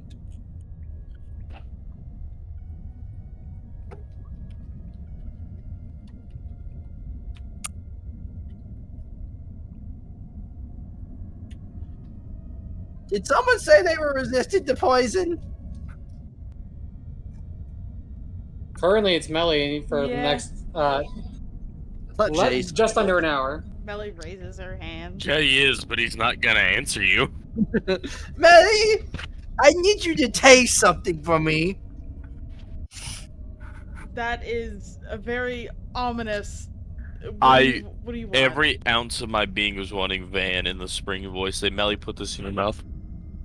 That's disgusting. I was waiting Melly, for put this it in your mouth. Stop. Is this a Pym thing where they have to eat it? No, I mean. I scoop a little bit of the mysterious pink ooze out and I hold it out to Melly.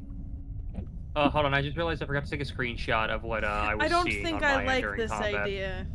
Galapo, I'm just gonna Have put a this in healing I general. spell. think it may be magical. I cast detect magic on the goo. That is accursed, Eve.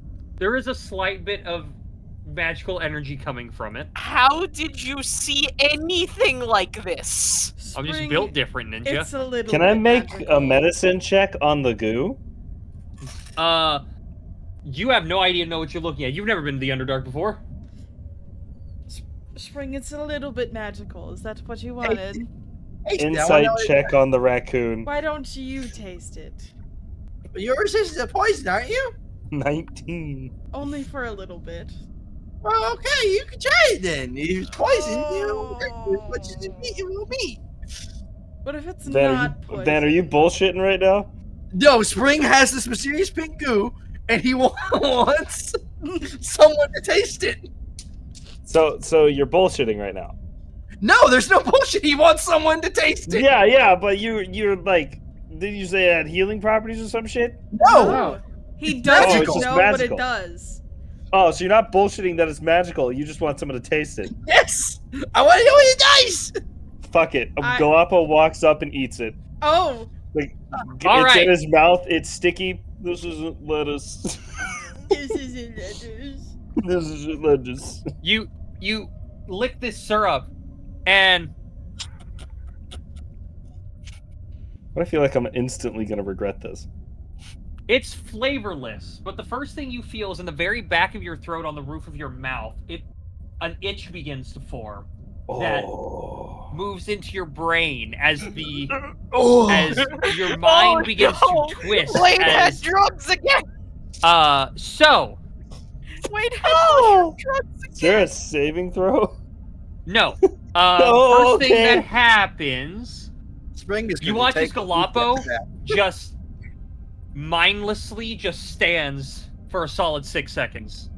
He goes For a into solid a 12 T-pose. seconds. Oh no! It's again. Suddenly Galapo runs. Wayne, what's your movement speed? Oh fuck! I think it's 35. Give me a second. It's 30. Even with that I number? Oh yeah, you're level 1 man. I don't have Galapo thing. suddenly out of nowhere runs 60 feet straight forward. Is he okay? What? And then he just stands there. I might be able to put this into my. Galapo? I'm in a VR Galapo, are you sim, boys. okay? He stands there for a solid 20-ish more seconds before the glaze over his eyes and that itch goes away. Hey, Galapo, where'd you go? Galapo, are you okay? Eve, where did I go? You just ran 60 feet forward. Oh. No, that's not what we're asking. Where'd he go? What did Galapo see? Yeah, what did I see? Your brain itched. So I saw my brain itch. That was it. No. Your brain itched, and now you're 60 feet over here. You have no recollection. I'm gonna as you suffered the effects of the confusion spell for 1 minute. I see. I'm gonna blink twice. That's actually Smack- very, very useful. I'm gonna keep this and maybe Smack harvest my a little bit lips. more. I'm gonna look at the raccoon. I think I teleported. Yeah, sure. Also, by Um, the way, Melly, I'm resistant to poison. I just didn't want to eat it myself. I don't want to lie to you for too long. Well, if I teleport again, that's Melly great. is gonna stare at you, and then she's gonna pick you up by the back of your shirt and hold you up to Galapo's face and say, "Apologize." Did you have a good time, Galapo? You only teleport in the direction you're looking at. That's something to keep in mind. I Galapo. said, "Apologize." I don't think I have anything to apologize for. You He's tr- perfectly fine. He ate something that you thought contained poison. Well, it Then you're doesn't. holding. No, Vinny, no. you're holding him up to my face, right? Yeah. Boy, Oh, my eyes suddenly widen, and I open my mouth and try to eat his head. Betty! Oh, Betty, he's trying to eat me. No, I'm pulling back. I'm pulling back. I get like a piece of his hair, chew a little bit. This isn't lettuce. This isn't lettuce. He's not. Galapo, are you okay? Are you tripping balls? What? He The was fuck for is like this? a minute. The fuck is that? Anyways, it could be useful. I'm gonna harvest some more of it. Galapo, I'm informing you now. You did not teleport. I didn't. Your eyes, they widened. You stood there in an odd pose for like 10 seconds. Then you just bolted in one direction and then stopped again and then posed again. Eve, how many doses of mysterious pink ooze can I acquire? I feel like that does not work. Doses, you have no idea. You can get 2 small vials of this goo. All right, I'll just turn that to. I thought doses would just be easier. Spring, hear me out. Ah! We need to get you some darts, buddy. I mean, I could just catapult it into something's mouth. No. You need to put it on a dart and catapult a dart into something. You see, that seems like adding an extra step when I could just catapult the goop. What if What if their mouths aren't open? If it has, make it open. If that has an effect on an orifice, the anal rectum might be more efficient. It would last longer. God, I don't have the silent spell, but can I have the silent spell to silence Galapo? It's like catapulting a tampon with alcohol. Galapo's Anyway, vocal cords just vanish suddenly. What level of silence? I think I do. Listen, I'm not asking for Man, much. what I'm asking happened? for a second level spell. Why is there a cat with a hairball? Anyways, I'm Eepy. I'm gonna take a nap, and Spring's just gonna flop over on the ground. Oh my god. Vinny, I don't think I'm ever gonna get that apology. Oh, Nimbus deafened. I was gonna No. do a funny thing, but Nimbus deafened. No. What do I have to apologize for? Spring did nothing wrong. You did not question that nearly enough. Anodal, in your mildly deja vu or PTSD state, you watch Spring fall over and think he fell over dead. Anodal rushes over. Spring, are you okay? What? I'm taking a nap. Oh, you're giving old man a heart attack then. I said I was Eepy. I was gonna take a nap. I'm so sorry. I was distracted with the graves and the rocks. I'm gonna go back to my nap. Thud. Just blood. At one point, you're gonna do that and actually just knock yourself unconscious. Ah, shit! The terrain's uneven. He's closed his eyes to take a nap, right? Correct. So he couldn't see me doing something, right? Correct. Cool. Anodal wants to prank the small raccoon, and in doing so, he's gonna go reach out, and as he touches the top of his head, like right behind his ears, he's just gonna cast a light. You cast light. On Spring, yes. Spring, you're glowing. I'm asleep. You wake up as blinding light is coming from your body. It shines through your eyelids. That's it. I'm dead. Oh well. And he'll just lay there. Come, darkness, take me, old friend. I sat with you for 1,000 years. What is another eternity more? Oh my god. Darkness! Imprisoning me. Oh, okay. It's up right here. Did I do something different this time? Absolute carnage. Anodal shuffles off. Is this the good place? No. Inferno, did you die too? No, you Where are not you? dead, you buffoon! Oh, I died in the battle. You guys are reviving me. You're calling me back to my body. I can't see which way to go. It's just light, Inferno. Anadal is having the time of his life as he's walked off.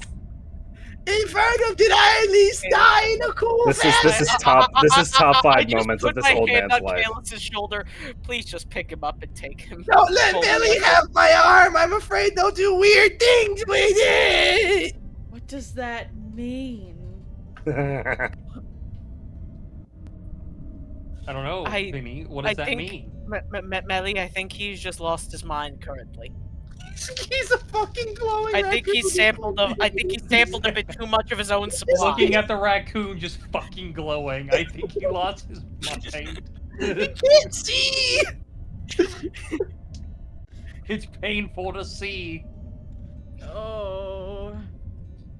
I believe he sampled a bit too much of his own supply for today. Yeah, it's not really what happened at all. I know, but it's still funny. I just wanted to take a nap, and I get killed in my sleep. You are not dead.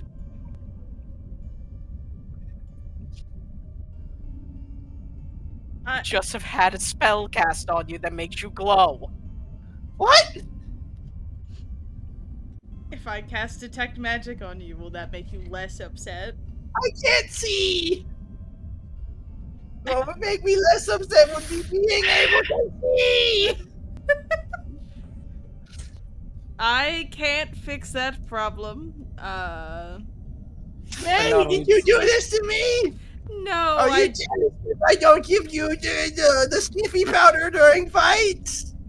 No, I can't cast a light spell, but I could place a mine on the floor. Would you like a mine on the floor? Why would you want to kill me? Why is it that That Spring might. right now just reminds me of the stupid goblin bit? That's all I can hear is just I'm the level 1 goblin. Because Spring's voice is also Van's like goblin voice for like small creatures. It's the Fair same enough. voice. My range is impeccable. Sure, bud.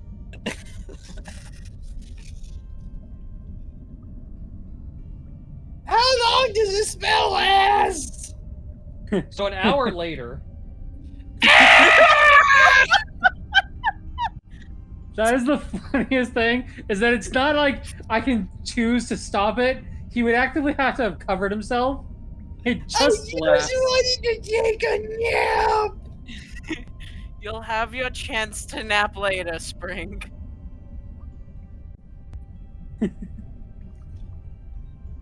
Pupils fully dilated.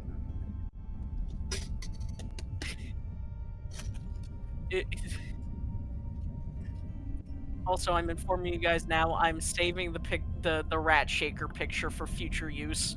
This is a threat. I bought Nimb of that game. I had to buy missed Nimb of that this? shit. Yes. Light only lasts until I cast it again or dismiss it. So I cannot cast it on multiple rocks It's this anymore. duration an hour though. Yeah, So- but it has a specific line that I missed the first time. It just says spell yeah, ends if you cast it again or with it. dismiss it as an action. Yeah. So I can't do the rock thing anymore.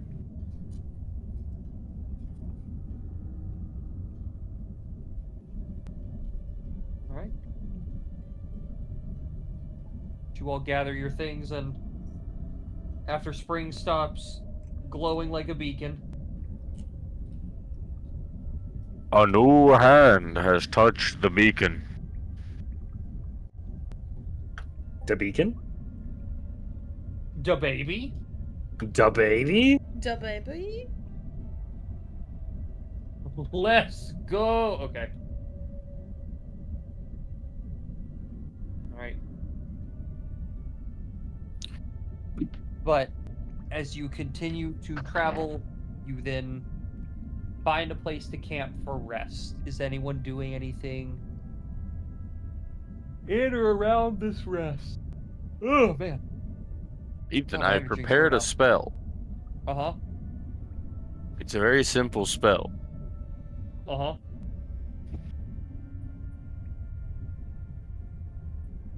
Hey, Okay. Jay.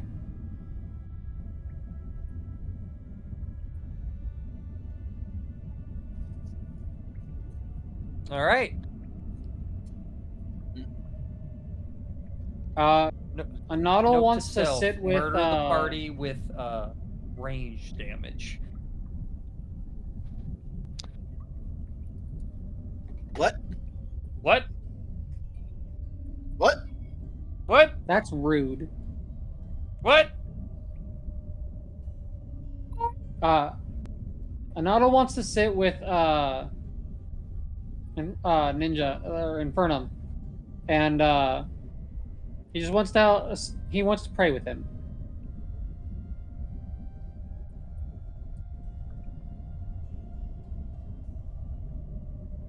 Infernum is deafened. That's fine. Infernum is deafened.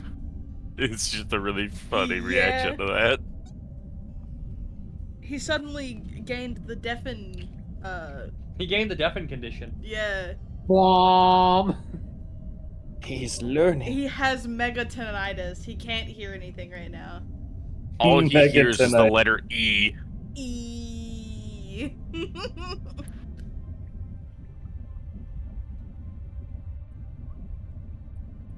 He must really like the car he's looking at right now.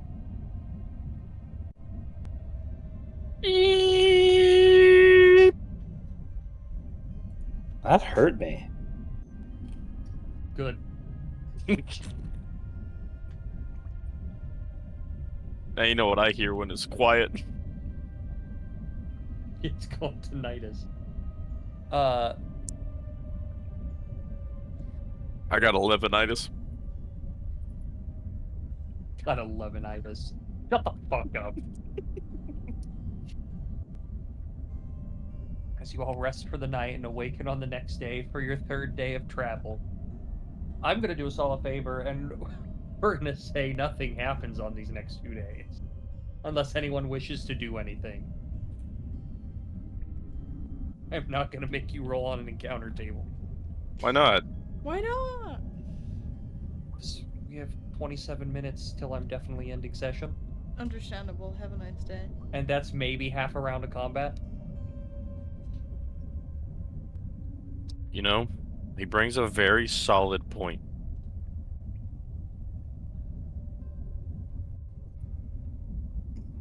I don't want to have to see what the fuck I posted in general again tonight. I'm good.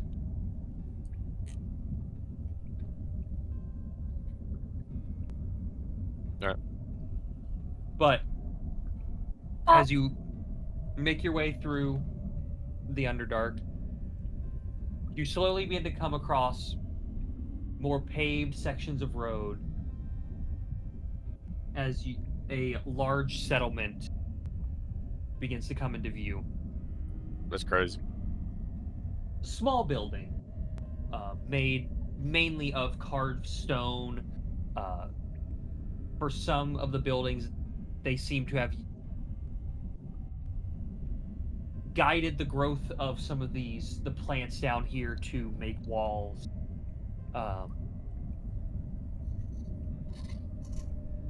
But as you get close to the settlement, you watch as you can see a handful of these short, dark-skinned, white-haired figures making their way across the road, down the road.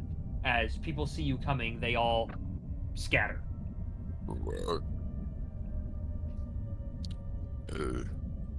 As you hear doors closing, locking, as you all enter the town. Are we met by any guards? Nope.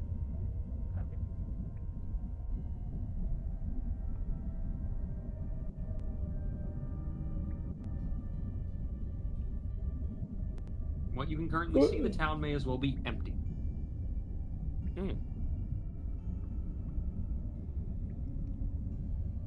Does there seem to be any building that's like larger than the others that would be like the important buildings? Not that you can see.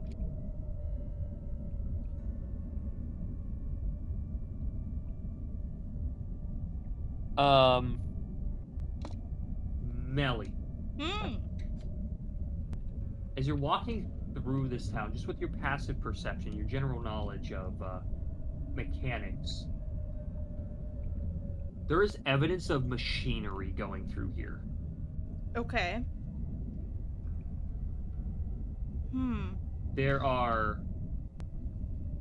large, weighted but flat and uniform footprints. There are deep embedded tire tracks in some of the more loose earth areas of the town. Could I tell if it's recent? Like if these tracks were made recently? Make a survival or a nature check. Survival or nature? Let me see which one's higher. Probably my nature, yeah. Ooh.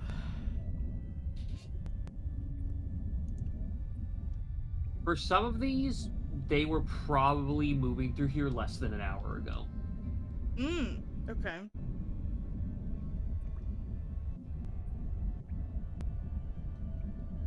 At least that's the best you can guess.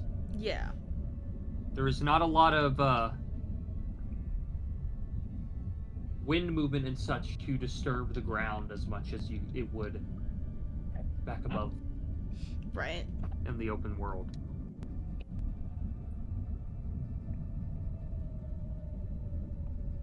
But from what you can currently see, nothing. Okay. Can I tell if the machinery is running, I guess? Like, does it feel... Do I hear sounds of running machinery, I guess I should say? No. Just that it's here? I will say it's around this part of the town, too. You start noticing large gaps between the home of just empty plots of area. How large? Some, it's maybe...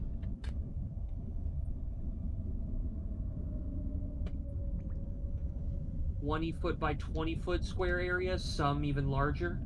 Oh, boy, okay. There's just no home, no nothing you see there. Okay. That's... It's just stone. That's a little unnerving. Does it look like something was there, or is it too weathered to...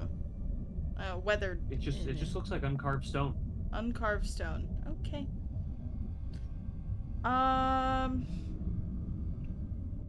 Well, Melly's gonna walk up to a Noddle. She'd bother Kalis, but Kalis isn't here. That's crazy. I know. I'm gonna walk up to a Noddle, and I'm gonna lean a little close to him and go, it looks like there's some machinery around this town, and it looks like some people have traveled through here roughly an hour ago. It's hard to tell. He'll slightly frown and go, when did you start seeing these? These have been scouts that might have spotted us before we got here, or something else, do you believe? I'm not sure. It looked like they were passing through. I didn't pay too much attention to the direction. I was more so... I could tell that it was fairly recent. Swing would like to look at the tracks and see if he can recognize what they're from. If it's at all similar to something he's seen up in the city. No. I mean, tire tracks and large footprints you assume from constructs? It seems like some kind of vehicles and constructs, but not from upstairs. I've seen. I should also mention there's odd spacing between the housings, though that's more... I don't know if that's, like, important, but she'll, like, point out some of the, like, the weird, like, 20 by 20 spaces in between these like houses Spring and would shit. like to look at the tracks for the construct specifically to see if he can't figure out if it's like a humanoid construct walking on 2 feet, or if it's like a multi-limbed crawling. Just based on the tracks here, you have no idea. The spacing between the houses is like oddly uniform, is what you're saying? Oddly non-uniform, I thought that was the point. Like the spacing is odd. Just from the tracks here, you have no idea. Hey, how big is a footprint comparatively to my body? Some of them are slightly larger than an average human's. There is one that is probably. There are some that are probably as. If you lay, you could probably lay down in it. It's not that deep, but lengthwise, big boys. Yeah. They got some big boys. Whatever this was. Eve, do these tracks seem to like break off towards the like on the or the 20-foot like spots or? No. Some of them walk like kind of closest to the edges around there, but that's about it.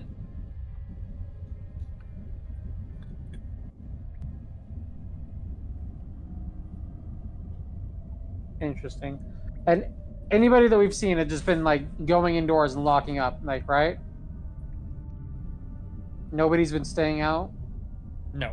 You've yet to, since you actually proper got into this settlement, you have yet to see anyone.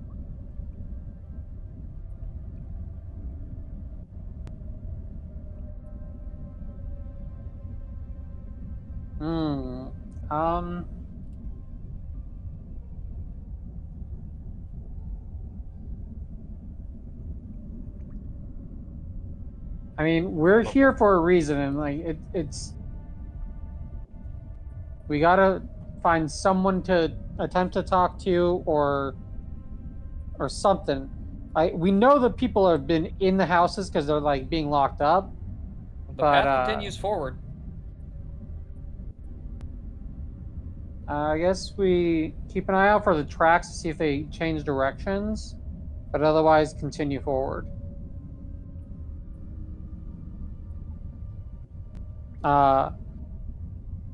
A Noddle would say that it's unlikely, but if everybody's like being frightened, it's possible that there's some sort of like creature or something in town that is on a rampage. We should be ready for a fight just in case. So, it's not likely, but as a precaution, since nobody is staying outside at all.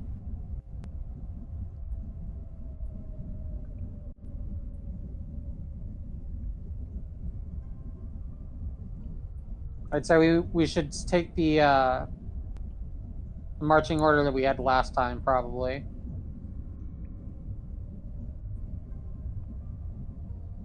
With Melly and Fido and Jay in front. Well, no. We don't necessarily need Jay at front for this now that we're in town. And as he's not our ranger, but our, like, the one with the most range, should be somewhere in the middle. So I would switch Jay and Infernum. So Infernum, you can get into combat quickest. Up next to like Fido and Melly. Jay and I in the middle, so Jay has the range to get to anywhere he needs to, and I can apply buffs. We've got Idris and Kalis in the back for defense, just in case and we get snuck up on, and Spring can ride Kalis' shoulder like he did last time. Galapo, he needs to be, I guess, between middle and furthest back so that he can heal people and get to others if necessary, but that he's not just frontline. Does this make sense, Eve? Sure. Awesome. There's not going to be combat. I just did that for nothing. All right, got it. Let's continue forward, guys. I mean, it's better to be safe than sorry.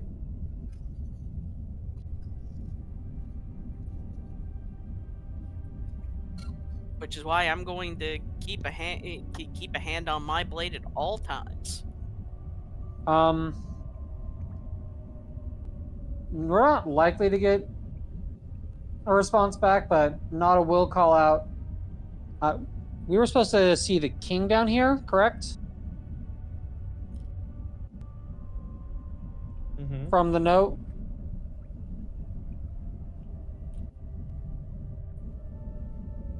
What was the guy's title? The new overlord or something?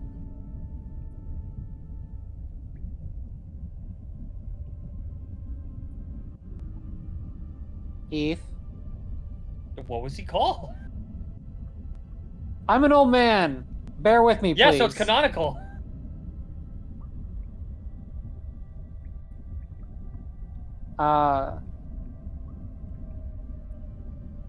Anadol just attempts to call out, we're here to see this new overlord, or the kingly figure here. We are on an emissary. We have a very pressing matter with him. Please, if anyone can hear us, we need to get there as soon as possible. Hey, Ethan, I have a question. Mm-hmm. How tall are these buildings? Just these normal ones? Tallest you see, they're flat ceiling. They're maybe at the tallest 8 foot.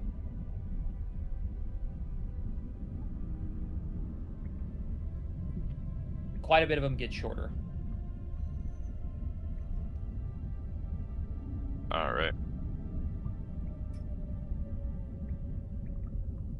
So going to the roof of one of them really wouldn't give you much more view. Correct.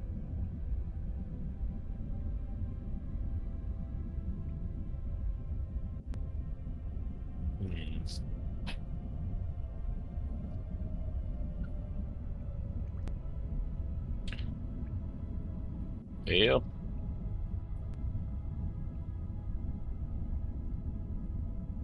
I'm down to follow the tracks. Because we don't have shit else we're gonna find. Nobody's responding, so guess we Following the just continue. tracks? Yeah, I guess. What tracks? Oh, there are no tracks? No, there are several. What tracks? Oh. There were tire tracks and there were construct tracks. What are we looking for exactly? Because Well, you were told to walk down the path that the guards guided you, and it would eventually lead you to where you needed to go. Oh, so we But have then no there are these fucking... tracks. Oh my god. Path continues on. I say we just take the path. For now, I say just follow it, and if it splits or something, then we'll How take far a did vote. Yeah, I guess how far the tracks diverge off the path or something. The tracks just crisscross everywhere. Oh. So yeah, follow the path. Path would take us Yeah, probably to fuck an the important tracks. building.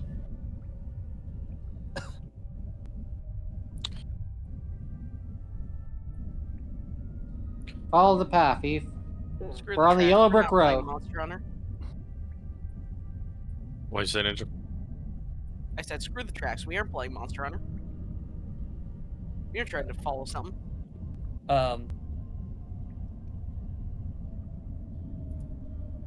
As you continue down the path, you see the ceiling above you begins to slowly curve downwards as you come to what would be kind of a wall like the back of a cavern, except there is a massive, probably 40-foot wide, 60-foot tall doorway carved into the back of it. Well, does this have guards? No. Here, though, it is bricked and elegantly carved. And there are beautiful designs laid into it. Almost like... You can see some pillars just inside. The carvings in it make it look almost like trees made of stone holding the ceiling up.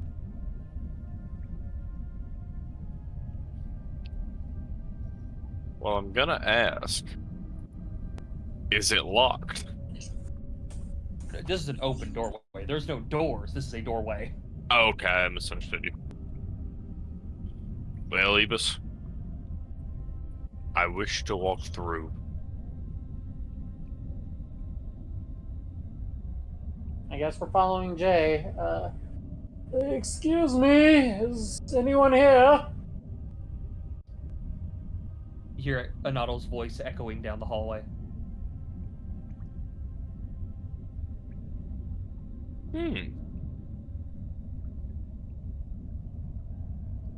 Though, as some of you pay attention, especially those with higher perception, you can see a very slight glow well off in the distance down this passageway. Oh boy. Neat.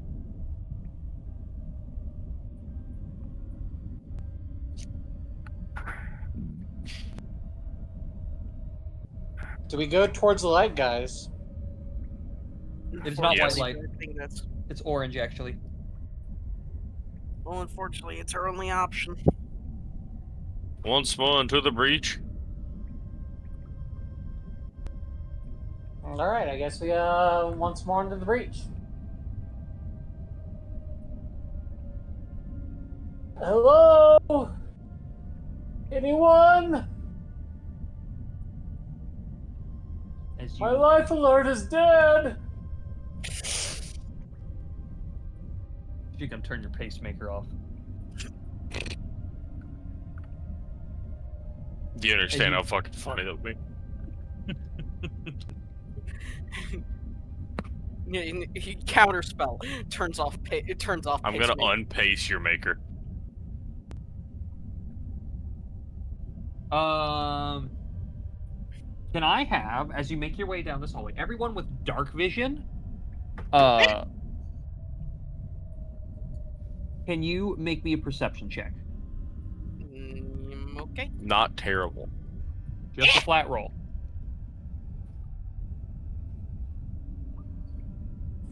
Don't worry, guys. I can see everything. I would argue I'm a turtle, therefore I can make a perception Right, so you don't have check dark with vision. smell. Okay, But with you smell, don't have dark with vision. smell, but with smell, maybe. What can I I'm pretty smell? sure Kayla smell has rock. dark vision if you want to roll perception for her. You know what you smell? Rock. You know what you smell? Your own brain. Your own brain fumes after the. And I will. I should add after here, the as mushroom obviously incident. I've specified with dark vision, it is now actually getting dark in the place you are traveling. This isn't. Oh really- man. That one was Kayla's.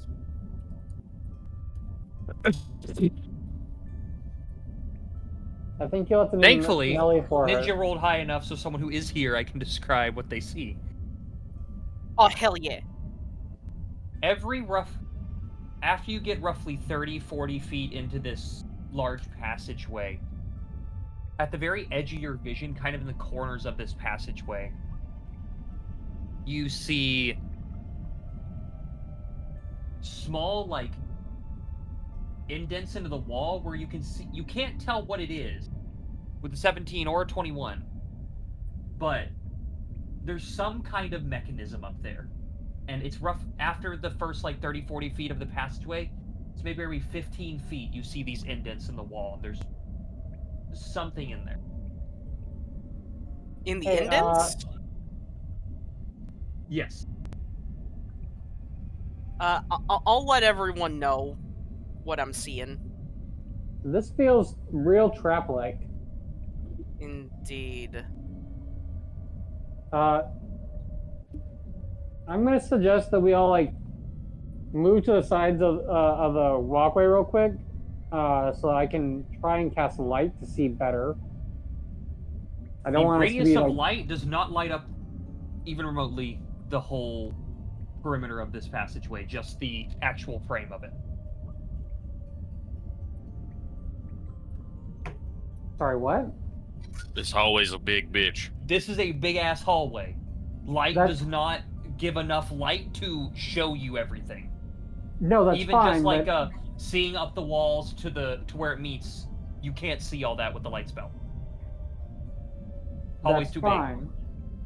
I just was saying that it gives off 20 feet of bright light, 20 feet of dim light on top of that. So if there's something immediately like on the walls right next to us or anything, it would help us see it, correct? You would think maybe. Also, from what you know, you were told you were walking to the demigod of craftsmen, so if you think you're going to be able to see whatever he places down, that's on you, I guess. True. Alright, well, I guess we just walk down the fucking hallway then. Listen, a part of me wants Ethan to hit us with the boulder at the end of the hallway. I'm going to gun you guys down in this hallway.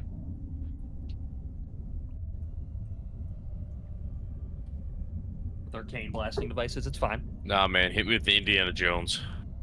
No, but that's not funny. Oh, but it damn sure could be. And that wouldn't be a boulder, that'd be a goddamn part of a mountain rolling down this hallway. A fucking mountain? Time to hit Ninja with psychic damage. But as you continue down this hallway, it does begin to trend downward. That glow slowly getting brighter and brighter, and Infernum, knowing what to look for with these indentions, you pass dozens upon dozens upon dozens of these indentions along the wall as you continue your journey.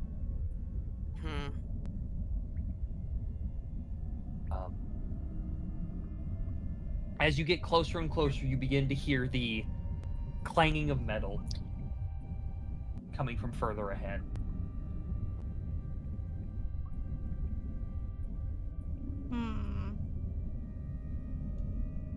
Does it give a good beat? Does it give a good beat? Can I beatbox to it? It's got good rhythm. Yeah, actually, he's doing real good. Hell yeah. As Melly, for How fast is sure, it would going? recognize this as the sounds of someone smithing. Hey, Ethan. What's happening, Captain? I doubt it, but can we get like a rough idea how far are we from this sound? You have no idea. You are in a I assumed. large, echoey chamber. I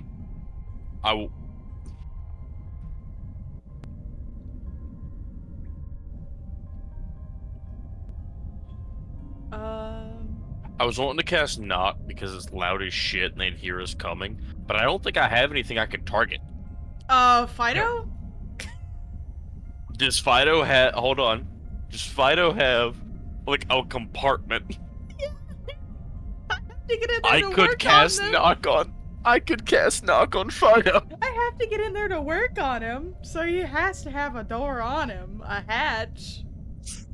Ethan, can I treat Fido like the world's largest gong to let this person know we're coming? Sure. Why are we announcing our presence like this? Because I don't want to walk up on a demigod. I mean, if it's a demigod, I think he already knows. Yeah, he probably already know we're coming. You know, at some point it's the courtesy of it. It's fine, you've only made it hundreds of feet down the hallway.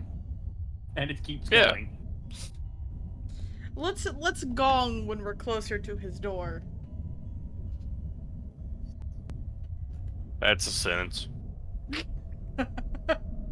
Melly's gonna keep walking. As you continue, there comes a certain point where the light starts to get brighter, but the walls go from stone to a more greenish metallic tint. Still the same size. And now the path takes some strange curves. I have... Hold on, what was this one? How much spinning are we doing? Hold on. I want to see if I can... There's an image I'm trying to find that I can't remember. Is it Bam Wham Shangalam? No. I know the layout to this, but I'm trying to remember the exact layout to describe.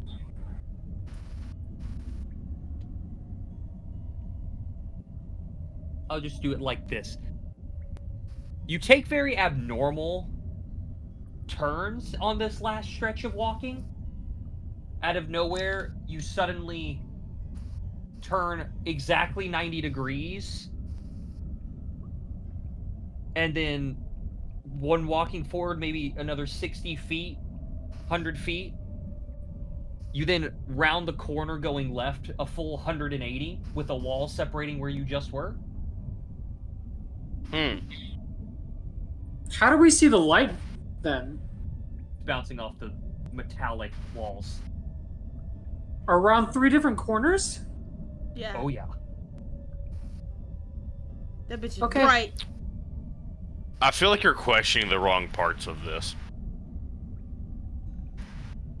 The fact that we're going through a wall, but the wall apparently didn't exist.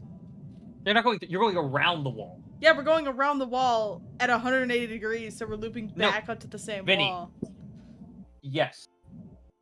You're kind of understanding what I'm saying here. Yeah. Vinny, Ethan, I got this. We're walking straight, and we do 2 90-degree turns and walk on the way we just came. I'm very aware of what it's supposed to be. I'm just not wording And it I know correctly, none of apparently. you know what this is about, and none of your characters would understand any of this. But maybe we'll get there. It would make so much sense if you knew what I was talking about. It's okay. Draw it out, Ethan. As you start rounding these corners, however, the heat increases exponentially this last little bit. It is not unbearable. You're not going to start taking damage or anything like that. But it goes from cool, being stuck in a buried low in the earth underground cavern, to goddamn it's hot within a matter of 100 feet. To a little, Guys, it's a little bit not. toasty. And you suddenly It's a enter tiny bit toasty. It's a large chamber till you take in the size of the man in front of you. This chamber, as you enter it left to right, probably stretches out around 100 feet or so. It's probably about 240 feet wide, maybe about another 80 feet deep. Okay. There is small workshop, well, I say small, large workshop benches. There is a massive anvil. There are massive tools of incredible make. These tools look amazing. Melly and Sprain, you look at these tools and you feel like you could make anything with these. Oh. Melly's eyes start sparkling. You see by the anvil working on something you can't see, as not only is he blocking it, the anvil's too fucking tall.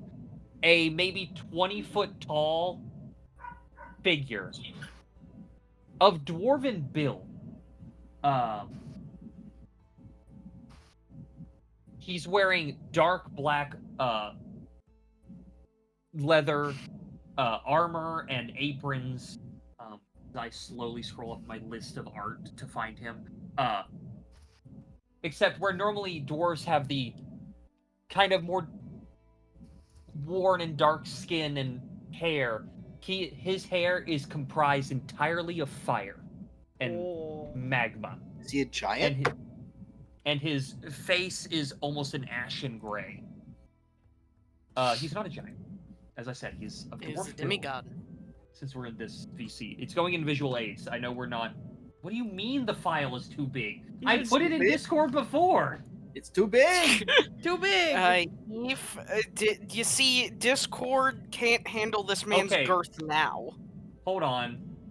I'm gonna screenshot the art and then post that. Okay.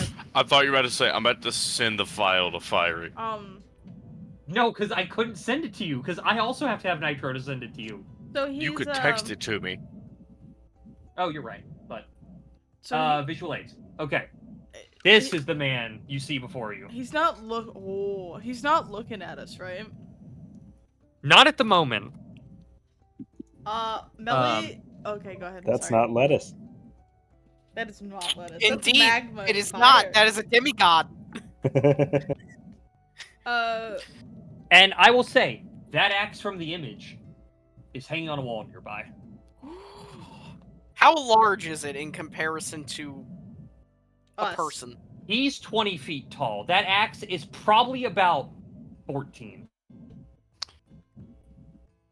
I don't think We're I gonna can look lift at that. Melly and just say we could do something real funny. Melly's gonna look at you, and then look up at the 20-foot dwarf, and then look back at you, Spring is gonna start walking towards and the then dwarf. shake her head, and she's gonna.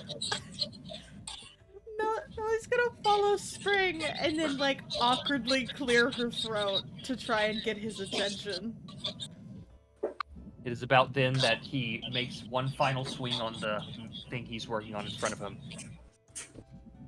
And he turns to face you, not saying anything, but begins to take you all in. Infernum. Yeah. You can't help but feel your gaze drawn to your left. Who is playing what? Austin. What? We're echoing through Austin in a weird way. Okay. I thought someone was playing something.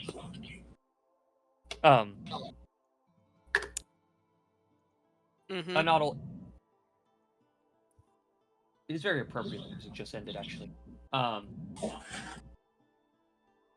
If I'm gonna look to my left, is it what I'm thinking it is? First thing you see is you notice a large cage. Oh, son of a bitch. Austin, you gotta fix your audio real quick or mute. I will tell you I am gonna end session here in a minute. Oh, okay. Okay. Infernum, you see a large cage, and on every single inch of every bar are dozens upon dozens upon dozens of intricately carved runes in every single inch of these bars. In front of the first thing you can see the detail fully of is in front of the cage there are 3 kind of stone pedestals with glass cases on top of them. They are, as you approach this cage, which you almost unwillingly seem to, these cases are just out of arm's reach from the bars of the cage. And the one on the left, you see a very intimidating spell book. It almost looks like it may even be bound with human skin as it sits in that pedestal. On the far right one, you see a small spherical shape with intricate runes carved through it. Almost like an eye. And on the central pedestal, you see displayed a relatively large, glowing green hand. Oh.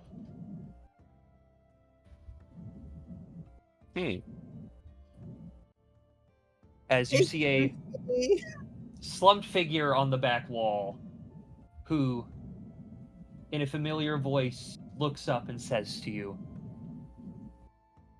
"I told you you'd come to me." I didn't come for you. And that's where we're going to end session. Oh. Oh, why is he here? What?